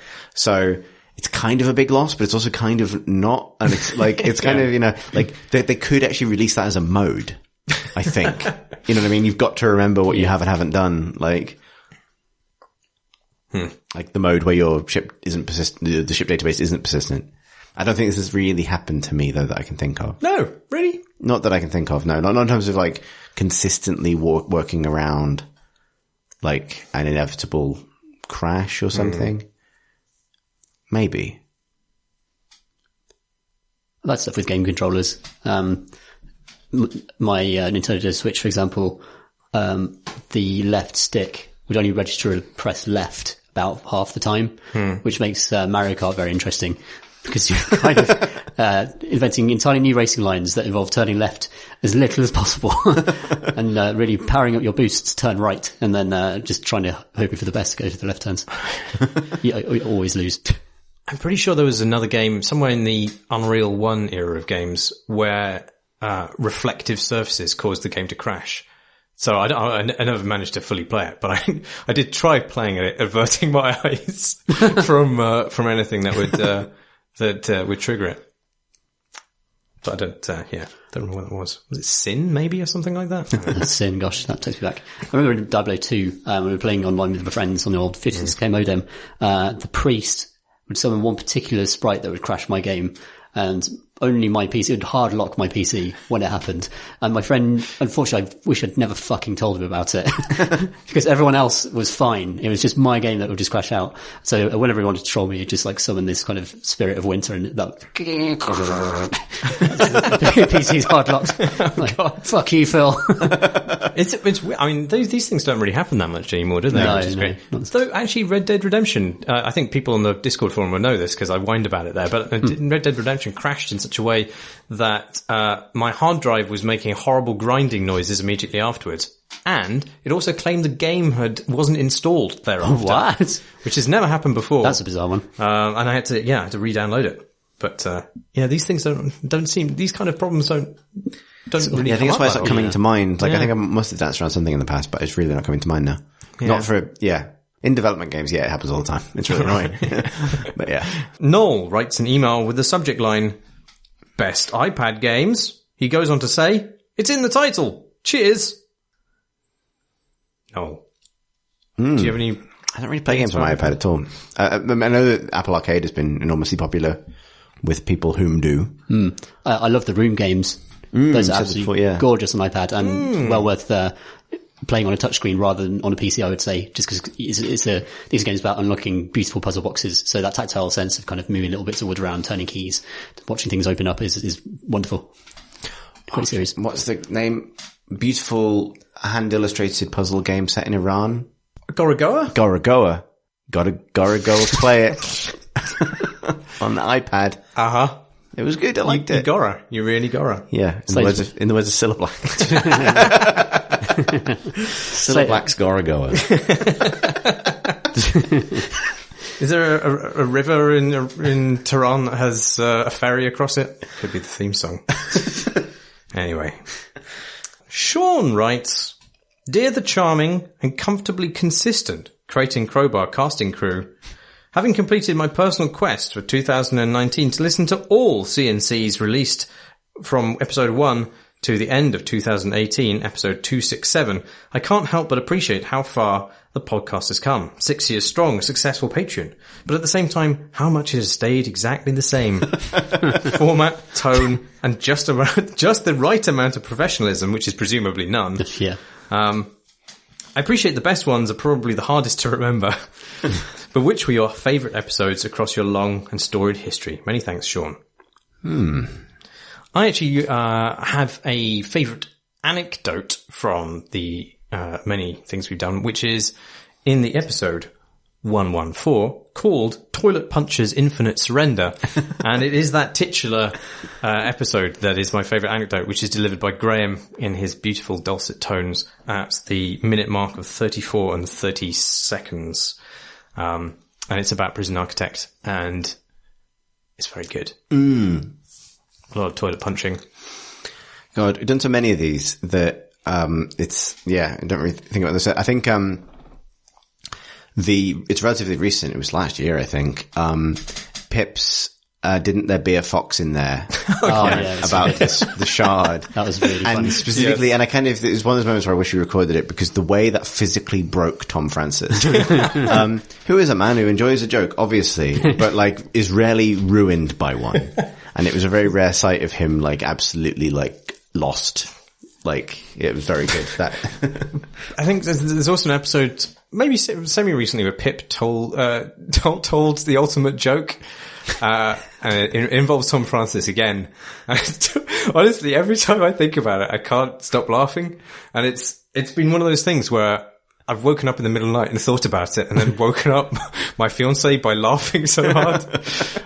It's really good. Yeah. I can't remember what episode that's from. We'll probably dig these out for show notes. I think it's a lot of, I think maybe that's my favorite dynamic is the fact that Pip is the anti-Tom. Like, Tom is a man with, many, many, impressive talents and successes, and he's, apparently just, she is his kryptonite, like, in some kind of thematic way. It's great.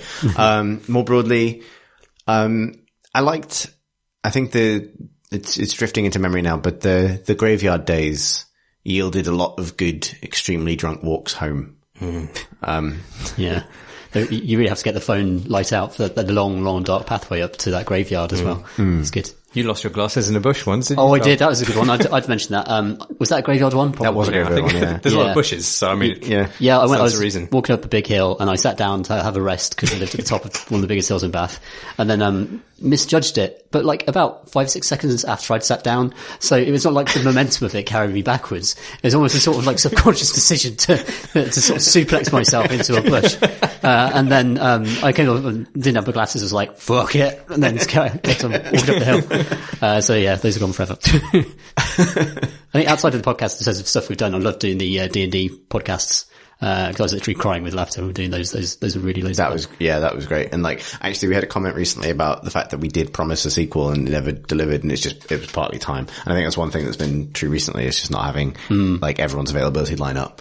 And also, like, I'm in the situation with a few different things now, a few different role-playing things now, but that was such a good day and such a long day. We recorded that for 9 hours, I think, and it took me easily double that to edit it, because I did try and I didn't trim any content, but I did want to trim some rule stuff and looking things up and that kind of thing to kind of like get it listenable. And it was such a huge amount of work, and it really paid off because everyone was so game for it and it was so much fun. Yeah. But the notion of doing it again, even though I wrote the sequel, like what the campaign was going to be, is deeply intimidating because it was such a good, like, but yeah, no, I think you're right. That's one of them. Really enjoyed all the live things we've done as well. I almost, would you wish we'd, I enjoy the live things. I also, I would also give a shout out, to, the Discord generally, but also I think specifically recently the role models community that's grown up around that, amazing, like for around Miniatures Monthly, but it's very much an outgrowth of the Crate and Crowbar community, because that is like now like legit probably one of the nicest miniatures and wargaming communities in the UK. Yeah. That is tangentially related to, to anything we've done to support it. But, actually, given that lots of them are off to a Warhammer event this weekend. Yes, good luck. Good luck, gang. gonna place mid-table to bottom, but that's the spirit of the thing. They'll be there in the t-shirts. I was at a London Warhammer event last year, and people were all there in t-shirts, and it was like, oh shit, like, this is nothing to do with me. This is just like a lovely group of people. So yeah, very right. pleased and proud of that as well. Cool people on our Discord. Can I have some more booze, Chris? Yeah, you can, as long as I get to make the nice popping sound. Yes. Yeah, we could start an ASMR channel for men passing glasses to each other and opening bottles. Wait for it. Ooh, it's a good one. Hell yeah, it's like a cartoon bottle. It's like you're getting drunk in Who Framed Roger Rabbit. David writes, "Hi all, I've gone through my entire Christmas holiday without doing any gaming at all on my PC due to a busy dadding schedule. Though I must confess to covertly doing quite a few runs of One Deck Dungeon on my phone while putting my son to bed. I long to actually try out Bad North, Minute and Hollow Knight after seeing the icons taunting me every time I boot up my PC to do work. I've never really watched Let's Play videos or streamers, but I think I might have to resort to doing some just to fit in some gaming. What games do you choose to watch others play rather than playing yourself? What sort of games require direct experience as a player and which are fine to just look at? In my callow youth, I watched my friend Adrian play through all of Resi 4 on my GameCube. I never actually got around to playing myself, but never felt myself shortchanged. Ah, to be young again. Take care, David." So I don't really watch many streamers or YouTubers myself, but I do think horror games are a candidate for this. Yeah. Because you can offload the stress of playing them on someone else. Exactly. I find horror games too much, because I don't like the trepidation that they place in me. In fact, I find it paralyzing, which is, in fact, the sort of anti-game experience. So being able to watch somebody play it and then close my eyes when they stretch their hand towards the door, which is obviously going to unleash Gribblies, that's the easiest way for me to do it. I tend to watch games that I can't play well and never will play well. So I'll watch the Dota International, for example. Oh god, that's true, yeah. And I'll watch Evo fighting competitions. So I'll watch like professional fighting contests because they have a level of skill that I will never reach, but it's still great to watch those games because they look amazing as well. Yeah. What about the games he mentions? I mean, I think Minute would be pointless to watch. Yeah. And probably Hollow Knight as well. I mean, because a Minute, the pleasure of it is partly that experiencing the looping nature of it. I don't think you can. I feel like Minute is to a lesser extent than Outer Wilds or something like that, but it is an information game. Yeah, we're currently coming to understand as a genre, right? Like the game is over when you understand every aspect of it. Yeah, and that is not a good viewing experience because their brain different to your brain. It say different things to them than your brain say to you. And it's so granular that those differences are going to be quite immediate and annoying. Because, I mean, every loop you have a different choice to make in, like, the first 4 seconds. And if they're pursuing a different level, different path of investigation, that's just going to be quite irritating. Hollow Knight's an interesting one for this because I don't think it would be a great candidate to this because it's also very granular about what you understand, what your objectives are, and what you're planning to do with a given kind of exploration. However, it has that exact thing and its structure in common with a game that is very good for this, Dark Souls. Yeah. We all have experience of that being a good thing to do half a game of. And yeah, exactly. And I think the reason for that and the reason it's different is Souls or Bloodborne support like slapstick degrees of failure and therefore the journey is kind of fun in and of itself in a way that Hollow Knight doesn't. I really like Hollow Knight as a game. Yeah. But there's, well, if your failure is that you just die and there's an instantaneous, like, fail screen, it's quite elastic levels of failure in Dark Souls and Bloodborne where, although you can be killed quite quickly, you seed your failure over a period of time, usually. It can descend into a total fuck show.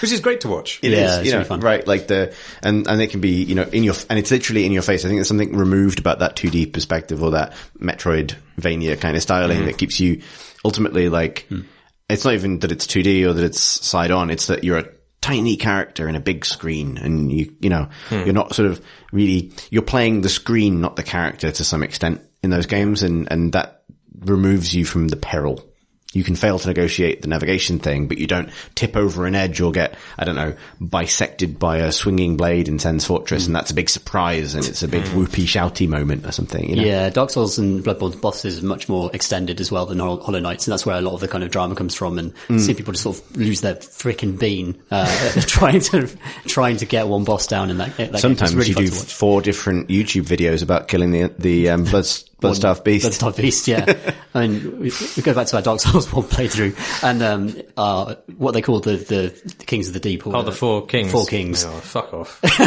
More like fork off. Richard Sanson throw himself at that over and over again while Marsh looks on is something worth watching, digging out of our YouTube channel. It's heavily edited down as well. Heavily edited. Still like three episodes long. Plenty. Yeah. Actually, speaking of pod highlights, actually, I would put big chunks of the Bloodborne on that as well. That was great fun. Like, sorry we didn't finish it. So much like mad stuff happened, like just enemy hunters glitching down ladders and falling off things, and there are so many ways for that game to go wrong that I just don't remember it being like that the first time I played through it. But I enjoyed doing the edits for those moments as well. Yeah. Or the moment where you kicked a man in a wheelchair off a building. Yes. Yeah, that was very funny. There's I can't remember what they're called. Are they other hunters? Is that the term for them? The other hunters, yeah. There's a hunter that chases you around beneath where the hunter with a minigun is. Yeah, right. And he comes a cropper in a surprising way in your video. That's that still makes me piss myself laughing. It's really fun. Piecing together what happened after the fact. It was like, what the hell? Man, I still got that save on my PS4. We could do it. But I don't want to make promises at this stage because of the way life is. But yeah. Tom writes, "Good evening, gentlemen. Life events have caused me to lose quality podcast time for a bit, but now I'm back and playing catch up. With that in mind, way back in episode 215, Chris mentioned a Star Wars reskin for XCOM 2, where you play as the rebels. I thought it would be fun. Well, it's quite a long time ago. I thought it would be fun to also play as the Empire with more resources for a different playstyle. This seems to be a genius way of incorporating an easy mode and a hard mode within the narrative framework of a game. Has any game actually ever done something like this? I look forward to hearing your thoughts in 2 years. Cheers, Tom. P.S. I heard Marsh is back. Yay! But I heard Tom F left. Boo. Any chance on that delicious Bloodborne Let's Play continuing? Oh, fuck. Oh, no. Yum, yum. Called out. Oh, man from the past. I'm sorry about the future. But in 2 years' time, maybe you'll have finished it. I'm sorry, I need to understand this is someone who's behind on the podcast, not literally in the past. I was like, 2019 is shit. Don't bother.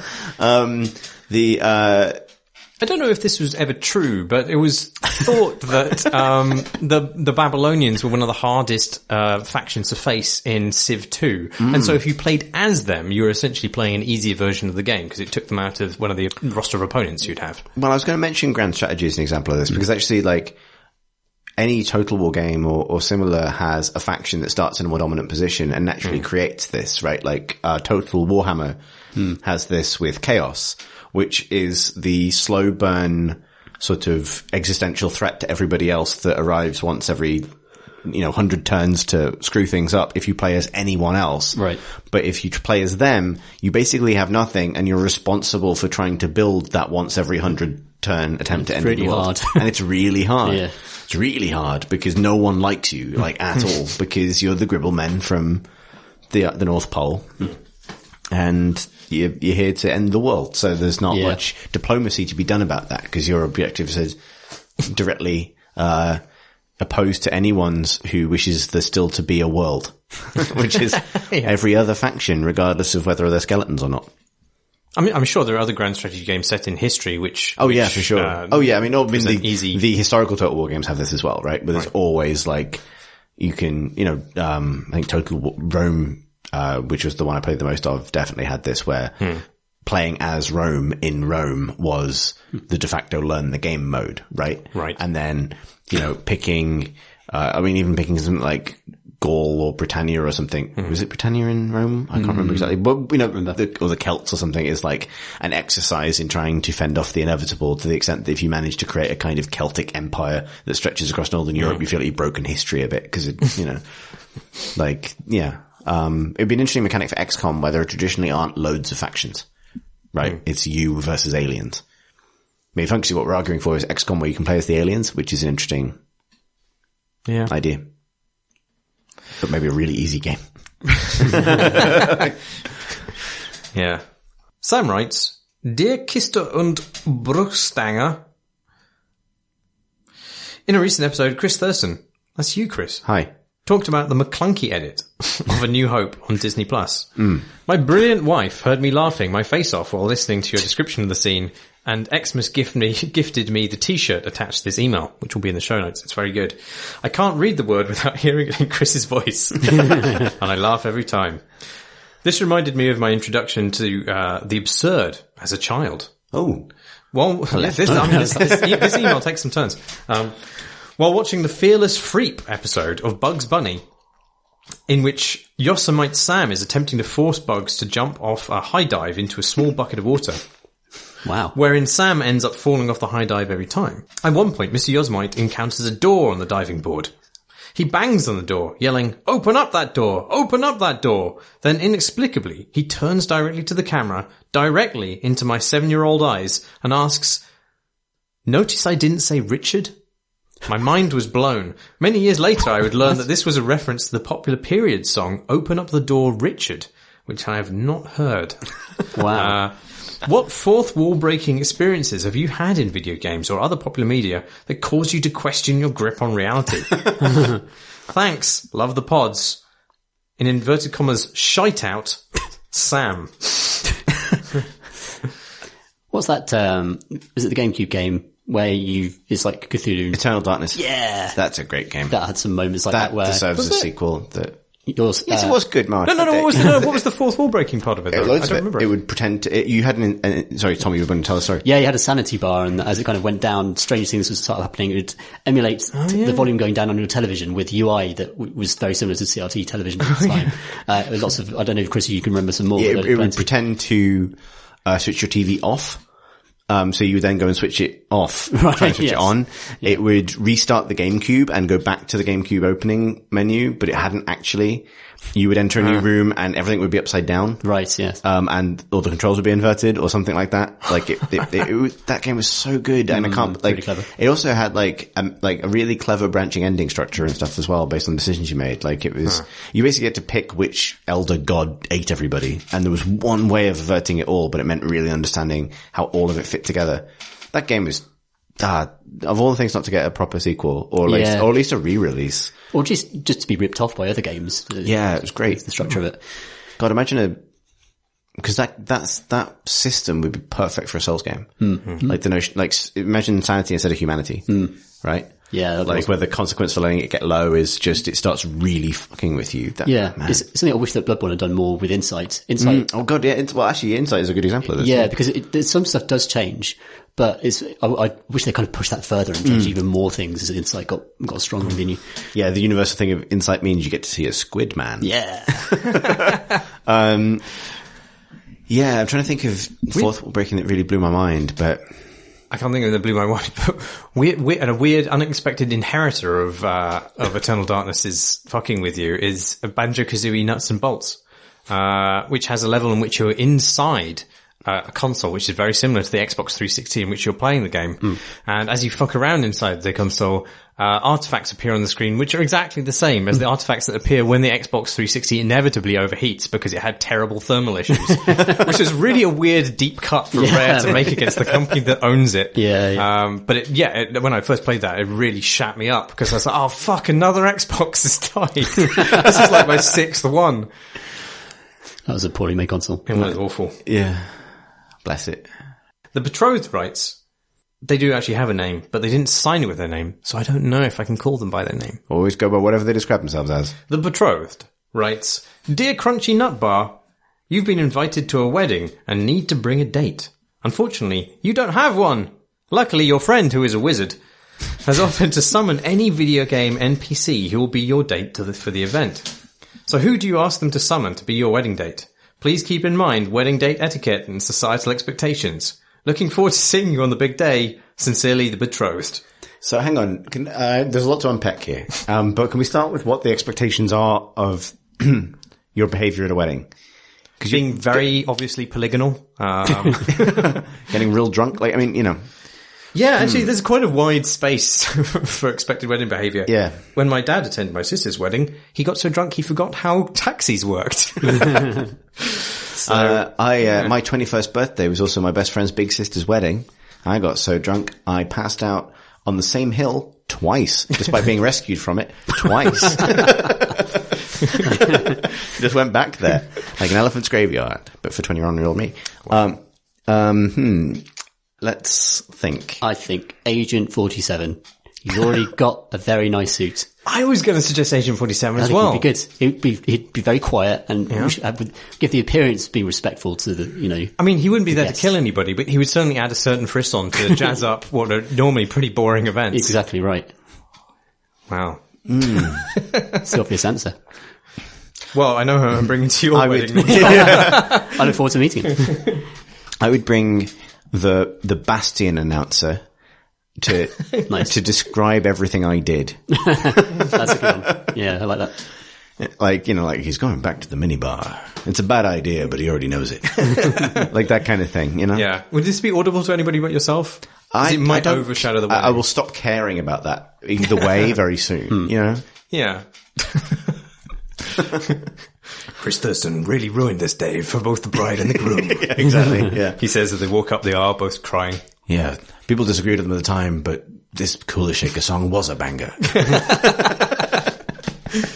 Miller writes, Dear Crow and Squirrel Bar, recent discussion of a short hike reminded me what a great experience that was, especially as I was able to finish it in a single session. I find myself averse to games I know I won't be able to finish, like a 40-hour RPG. It's like Big Town anxiety before I even made the purchase. Have any of you overcome this anxiety, potentially as the nature of your gaming time changes? And how?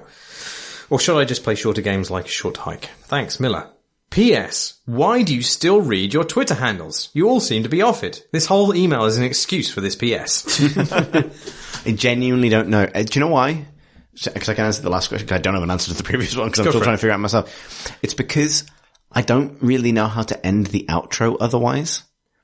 Like, we've always had a problem with this. The fact is, we got to the end of episode 1, and you made a kind of warbling, thanks for listening, honking, sort of desperate, please let us go sound that we've kept doing for the last 7 years because we have no better way of knowing how to, like, end. It's like trying to hang up the phone. Like, if it wasn't Twitter handles, make a noise, switch off the recording, I think I would probably say something like, love you, bye. Or like... Well, I think it's good that we all exit the podcast verbally, individually, just to remind people that they've been listening to it. Yeah, I suppose there's that. We could swap it for like reintroducing ourselves. Like if you... I've been Marsh Davis. Could we try that? We could try that for this one. All right, yeah. Let's do it. But the question, Yes. which was about how to gird yourself for a big game. I don't know. I wish I knew. Yeah. Like my answer to this is I just genuinely have a problem with this now. Like it's a lot. It's a lot to play a big game. Even for those of us who work in games and for whom this is to some extent a professional endeavor. Is that bad for this medium? That said though, I also struggle to go to the cinema as much as I want, and or feel like I should to keep up on things, and that's 2 hours a week. I'm surprised the games haven't reacted to this by there being more AAA games which are shorter. I guess it's probably because the AAA audience still has a sizable or predominant number of people who only play that game for that year and thus want it to be maximum in terms of the number of hours it provides. But I can't imagine most gamers, as in people who play 3+ games per year, really want that anymore from those kinds of experiences. Do you know what I think it is? And I think it might be the absence of novelty. Because I was thinking about games I have finished recently, right? Like games that I felt spurred to finish, things like Disco Elysium or Outer Wilds. And it's because in each case it's like, oh shit, I haven't actually played anything like this. Therefore the reward for perseverance is actually really high, right? You're digging deep through something, even if it's mechanically similar in some ways. I'm thinking of other games that I've invested a bunch of time into, but I haven't finished, like Assassin's Creed Odyssey or things like that. And that's because I was enjoying a variant on an experience I've fundamentally or otherwise already had. Even if I'm digging into a CRPG, which is a genre that I love, I'm getting the comfort food of a new fantasy story. But I have had, as a human being, the experience of playing a 200-hour fantasy RPG through to the end and the satisfaction and things. And any other experience I have in that genre, no matter how different in the details, it's only ever going to be different in the details. Yeah. Right? Like, Right, sure. And so, you know, don't need another one of those. like, yeah, limited space in my life. I don't know if, like, I'm facing this down with The Witcher. I feel like I missed something because people rave about the third one so much. But I'm fighting against my sense that, I've done this before, you know? I don't know. I think with that, it is almost fairly singular. I don't think there has been a Witcher 3. I don't think Witcher 1 and Witcher 2 are adequate preparations for what is Witcher 3. Right. And I know Maybe. I should just, I don't know. I agree with that, yeah. I know I should get over myself and not play the first two, but I can't. You really should. They're not very good. Yeah. The point of what I'm saying though is that like that, does that make sense? That it's the fact that if something is sufficiently new, I'll probably invest any amount of time in it. Yeah, that's increasingly rare. Holds true for me, especially given Death Stranding, which I beat and put like 70 hours into. And that was because nobody's made a Strand game before. Exactly. No, thanks, Kojima. Yeah, but I enjoyed it and I'm glad I persevered with it. But I think you're right that the novelty value of just walking around the place instead of, you know, the same combat system I've played hundreds of times before definitely is a factor. And if anything, the novelty value of having a story that is like so unpassable kind of like gibberish. Total gibberish. Unfortunately I really bounced off Death Stranding after a certain point. Yeah. It was a shame. Like I had my first real setback where like I lost all my stuff. I got beaten by some enemies. They're really annoying. Yeah. And it just killed my vibe in like a real massive way. And that was a bit of a shame. Yeah. I think it's worth persevering just to see the beautiful environments and the further you go into it, the stronger you become, and those guys who chase you around become trivial after a while, and you get that sort of sense now I am the biggest Norman Reedus. Yeah, exactly. Yeah. I'd like to know how many people finish any of these games, though. I mean, you can sort of just get a sense of it from, So my brain just went off on a thing. You can tell. I'll say in a sec. Okay. And I was just like, they could put out like a story mode or something for Death Stranding that took out a lot of the busy work of it to allow you to progress and see those environments. And if they did, they should call it the Reader's Digest. Yes! Excellent. Can we use it as a podcast title, or is that going to spoil that? It's going to spoil it, isn't it? We have to pick something else. Sorry, things are quiet in my head now. Like, continue. But I was only going to say that I saw on Steam when I finished the story in Red Dead Redemption that the number of people who had that achievement was so negligible. I can't even remember what it was. It was like it was either 1% or in the region of 1%, which is, you know, pointless for the people who slaved making those late game missions. You know, 1 in 100 people. Yeah. Yeah, I'm sure people would have been satisfied, completely satisfied with a game which was 20 hours less, even. And it'd still be great for the reasons that it is good. Like, the length of it isn't the reason that it's good. Right. Paddy writes, have you read any video game post-mortems that explain well what happened during the course of game development? Have any of you been involved in writing one? Deus Ex and a few other classics have had some out there. These honest explanations can offer insights, but games still seem to repeat the same dev hell mistakes. Love the pod. Paddy from Dublin. Have you written a post-mortem, either of you? I mean, I've written a lot of making-ofs. I can't remember if I've written a lot of making-ofs. I haven't written a lot of post-mortems. I mean, they're more or less the same thing, but there's a sort of different vibe. Yeah, because one of them is the word death. Yeah. Exactly. One of them, something's gone terribly wrong. Yeah. Is the There's those good post-mortems about Ion Storm and the kind of clutch of developers that left that studio to make other things, and the way that there's the kind of hubris of that studio and what they wanted to do versus the culture they established and how it all went wrong. That's a good post-mortem story. It is interesting how nobody seems to learn anything. It's true though, yeah. Yeah. There isn't a shortage of this information out there. No. Masters of Doom, that's supposed to be a really good book about inside the development of Doom, but that's not post-mortem so much as Jason Schreier's stuff is good on this. Yeah. He's written a bunch. Yes, Blood, Sweat and Pixels is a good book, and his stuff recently on Anthem was very good. I thought he's fantastic. He's also become the go-to person for people to tell these stories to. Yeah. So I mean, it's sort of a self-fulfilling prophecy. Well, he's a very good yeah, that's the distinction, right? Like stuff. Very fair. Making of has is marketing friendly in a way that post-mortem isn't, and therefore making of makes video game PRs go, yeah, okay, we'll help with that. Whereas I want to explain how you fucked this up is not necessarily like going to get the same, access without the kind of context that certain people have. I mean, Edge used to have making ofs every issue, and there was a wide variety of input that you got from devs. Some were more candid than others about their past histories, and you could find people who weren't part of the marketing machine any longer to comment on it.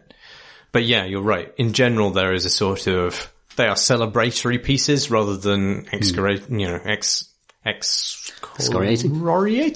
excoriating. Thank you. Pieces. I remember doing a big retrospective on Rare. I don't think it was a particularly good piece, but it was interesting how just how open Rare at that time was about how little science there was behind their dev efforts. And it probably relates to what an expensive studio they are to run, right. I think. And it seems like they mostly design their games through sort of different little teams going off noodling away on some idea, which isn't necessarily related to some, like an overall game objective. It could be that they just went away and thought about how to make C look nice. Right. And thus eventually Sea of Thieves emerges from that. Yeah. But it's a very chaotic and it doesn't seem to be like a strategy. And it doesn't seem to be, something that a big company would sign off on, because it's absolutely no guarantees attached to anything that they do. Which is why I think for a period of time they were sidelined making Xbox avatars, perhaps. And, latterly it was really good to see them come back as with Sea of Thieves, because that's a real game, Yeah. I wonder if just enough time had passed or enough talent had moved in and out of the studio such that they were felt to be trusted with a real game project again. I don't really know the story behind that. That's all supposition. That's a good one to chase, actually.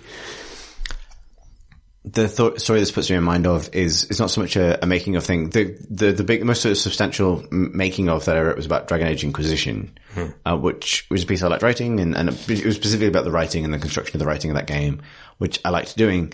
But it was, and I don't think it's made it into the piece, the ground zero for the worst thing that has ever happened to me in an interview, I think. Oh my. Which is, I mean, because interviews are a nerve-wracking nightmare for everybody involved.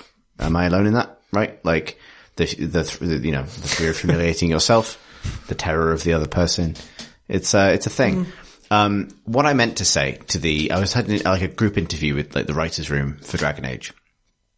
And what I meant to say was something along the lines of, do they feel a greater pressure writing a later game in that series now that they're aware of the fandom and the amount that these characters mean to specific people? And also the way that the malleability, this would be if I'd really unpacked the question, the way that the malleability of the player character in BioWare RPGs allows players to experiment with their own identity. And particularly as that is expressed through romance options and things like that, as they continue to furnish more diverse options and things like that. Seems a reasonable question. They are allowing people to express themselves and to explore aspects of themselves through these games. But what did you actually say?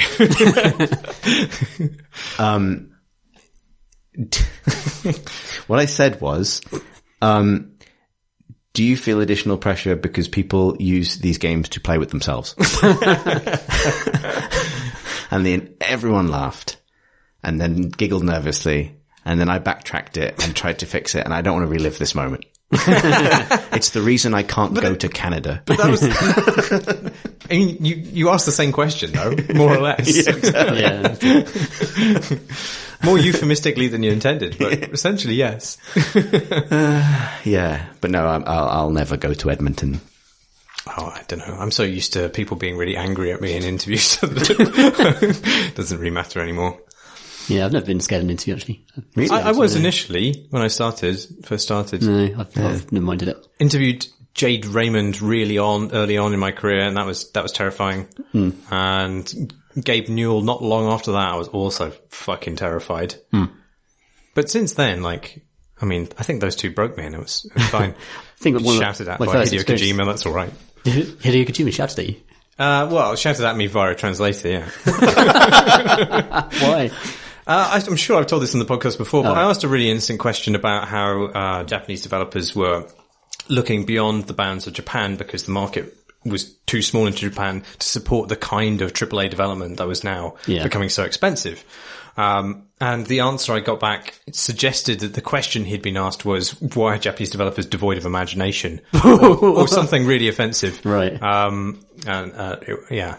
But I mean, I just sat there and took it because it was via a translator. There's nothing I could have done. That would have killed me to death. Yeah. My first experience with interviewing people was interning at the Birmingham Mail. And, if you've ever been sent out on a Vox Pop, that's a hard crash into bad times when, so basically the Rugby World Cup was on. So just go and find X number of quotes about the Rugby World Cup. And you just go to City Centre and you go to people go, excuse me, I'm from the Birmingham Mail. And then people just like, I've never been told to fuck off so much in my life. And breaking that kind of, the barrier of going up to a complete stranger and trying to engage them. And then ever since then, video game interviews have seemed pretty fucking tame, to be honest. Yeah, I can imagine people actually are there to be interviewed. And like, for me, that's a fucking novelty. So I can't doorstop people. I mean, I've sometimes been sent to conventions and saying, just get an interview. And I'm like, it's never going to happen. I can, but it's not. I mean, the games industry doesn't work like that anyway. You just talk to PRs and it's fine. No. Shall we move on to our final question? Yeah. Sure. Which is fittingly from Kane. Kane writes, ahoy! Shit. After some unfortunate delay, this year's CNC Community GOTY Game of the Year is now online. Hey. In this brutal gladiatorial contest between the best games of the year, only one will prevail and be able to proudly display their victory by pinning an oversized ribbon with a smug goat on it, on their lapel. Any member of the server can participate at this URL, which I'll put in the show notes, and voting will be open on February the 1st, so that everyone has time to agonise over their choice, surely the most important one they'll make this year, and to discuss their slates in the special channel set aside in the server. Anyway, since this is questions from questions, not shills from shills, although before we get into that, I should mention that Kane has hidden a large number of very amusing Easter eggs on the website, including one involving Chris's face, which is very good. It always very good. As always do. There's not much that could happen to my face anymore that would surprise me. Anyway, here's your rights. Since this is questions from questions, not shills from shills, I offer the following question. What was your gun of the year? Mine was definitely Sweet Business. Destiny 2 is a game primarily about punching, and with 14,000 melee kills under my belt, my passion for pugilism is unmatched. I punched captains and wizards. When killing Nurabath on Mars, these names mean nothing to me, I had to do a little hop before each punch in order to reach his ugly ogre face. Bracken was too tall for even this, so I avenged Asher's lost arm by using mine to deliver a brutal jackhammer strikes to the towering Vex's chrome robo-dick. My current goal is to land a melee final blow on Zol, Will of the Thousands. It's a big snake. But it requires careful timing and a party willing to stand back and let me end the fight with one-fisted worm punch. But while the way of the closed fist is unquestionably the correct way to play Destiny, having held Sweet Business in my open palm, I know there's an alternative. And that alternative, I can tell that's an extra pun, but I don't know why. I know there's an alternative, and that alternative is to infinitely shoot a minigun at everything with a health bar while cackling like a lunatic, finger never leaving the trigger. What a gun! Regards, Kane. That's something. Well, like I said, I've gone off shooters, so it's, I'm sort of avoided. Gun of the year. Mine would be another Destiny 2 one, which is called the Huckleberry, which is a submachine gun. And if you kill someone while you're shooting, it automatically reloads the clip, and it fires about 100 bullets a second or something stupid. But it's got a skin where it changes the clip, which is visible on the top of the weapon, to make it look like a giant drill bit, so that when you fire, it sort of drills endlessly towards the enemy, and it's a beautiful piece of gun design that is extremely satisfying. It's very, very good. I'm struggling to think of an example that isn't Destiny. Yeah, Destiny has good guns. The gun game I gunned the most in. What other games were there, or are there, that have guns in them? There's lots, I'm sure. I'm going to say Ariana's Vow. I'm going to go with Destiny. I'm going to say Ariana's Vow because that was the only game with lots of different kinds of guns in it. I mean, there were some CODs this year, but all those guns are the same gun, really. It's an MP5, right? Yeah, a big, long MP5, short MP5, slow MP5, fast MP5. Sniper MP5. Yeah. Quite like controls. Bolt-loaded MP5, whatever. You've got controls modular weapon. I quite like the shotgun variety of that. Or as a gun, also the visual design, that kind of reconfiguring was quite nice. Yeah, those were nice guns. Boring game. I thought it was all right. Sorry. I would say Ariana's Heart only because there's a structure of a achievement or / quest / upgrade thing when the last season of Destiny launched that involved you having to do basically about 100 activities with that weapon, which meant they basically never left the power weapon slot. It's a pistol, it's also a sniper rifle. In and of itself, I found it initially fine. But because I had to use it, eventually it became somehow part of the default rhythm of Destiny. And ever since that quest was complete and my power weapon slot was freed up, my brain has never managed to kind of correct the groove that gun left in me. I am the chair and the gun's ass has engraved itself in me. Hang on, what's that even a reference to? Sitting, when you sit on a sofa for long enough and you kind of... Oh, I see. Right, yeah. Like guns do. Yeah. I am the seat on which this gun resides, and I can only ever think of my power weapon as a sniper pistol now. It's not a good story, but it's the one I chose to tell. You've played Red Dead Redemption, right, Tom? Oh, yes. Did you understand how the guns worked in that? No. Sometimes teleport out of they wouldn't fire, and sometimes you would reload when you press the fire button. Yeah, and sometimes they didn't. The bolt action ones, some of the varieties of them seem to auto, your character would seem to auto reload them after each shot. Yeah. But sometimes you press fire and that would be like not drinking control unit has gone rogue. I'm malfunctioning. There's loads of weird stuff with guns in that game. There's when they're on your person or not on your person, when when they're in your horse or not in your horse. Oh, stop putting them on my horse. Yeah. I want to take them off the horse. Every time I get off a horse, I want to have my gun with me, obviously. In the fucking Wild West, come on. Actually, you reminded me of something. I did play a bunch of Hunt Showdown last year. Oh yeah. And that has real good, I'm a big fan of lever action rifles in any kind of context. They're just satisfying. Again, big stapler. It's good. But my experience of that game is exclusively appreciating the feel and the kind of mechanical heft of each firearm. Crawling through a bush for half an hour. Getting into a situation where I've either found another player or a crucial monster or something, and I need to shoot them. Firing the gun, missing, and then dying immediately. and so in a way it's not gun of the year in the sense that, I had a good time firing it repeatedly and successfully. It's gun wow, bang, crack, ka-chunk, felt great. I've lost. I don't think I've ever actually hit anything in that game, and that is maybe it's unique in that regard. We should play that.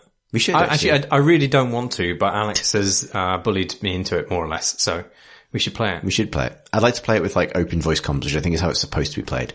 People play it connected on Discord like cowards. No, that's intended so that you're crawling through the bush and you hear someone else go just talking about, fucking the weather or the news or something, and then you get murdered. It's good. That's it for questions. Is it? That means you have to do the outro now. Okay, that's fine. You did questions, so I thought you might do the outro, but no. Whatever. If you'd like to send us a question for a future episode of the podcast, you can do so by emailing us at questions@crateandcrowbar.com. You can also tweet the podcast, and only the podcast, at Crate and Crowbar. We tweet at least once a week, maybe. If you'd like to find us on YouTube, where we post videos of the podcast, I guess, you can find that at youtube.com/Crate and Crowbar. And the community typically resides on Discord, the link for which is on our website at crateandcrowbar.com. Of course, none of this is possible without the support of our Patreon backers. Thank you to each and every one of you. Yeah, you know who you are. Anyway, if you'd like to become that person who knows who they are, you can do so by visiting patreon.com/Crate and Crowbar. Now, a little change of pace. I am Chris Thurston. That's my name. Christopher, if you're nasty. Marsh. I've been and will hopefully continue to be for at least a short time. Marsh Davis. And I remain Tom Senior.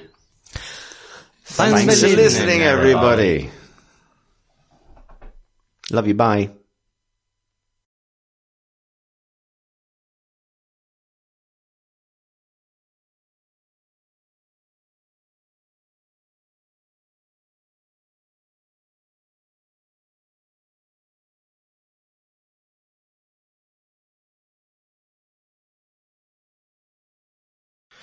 I was Fuck right. me then. I was right, and you were wrong. I was. Hi, I owe an apology to Marsh, and I just want to take this moment to fully articulate my failings. And I'm back.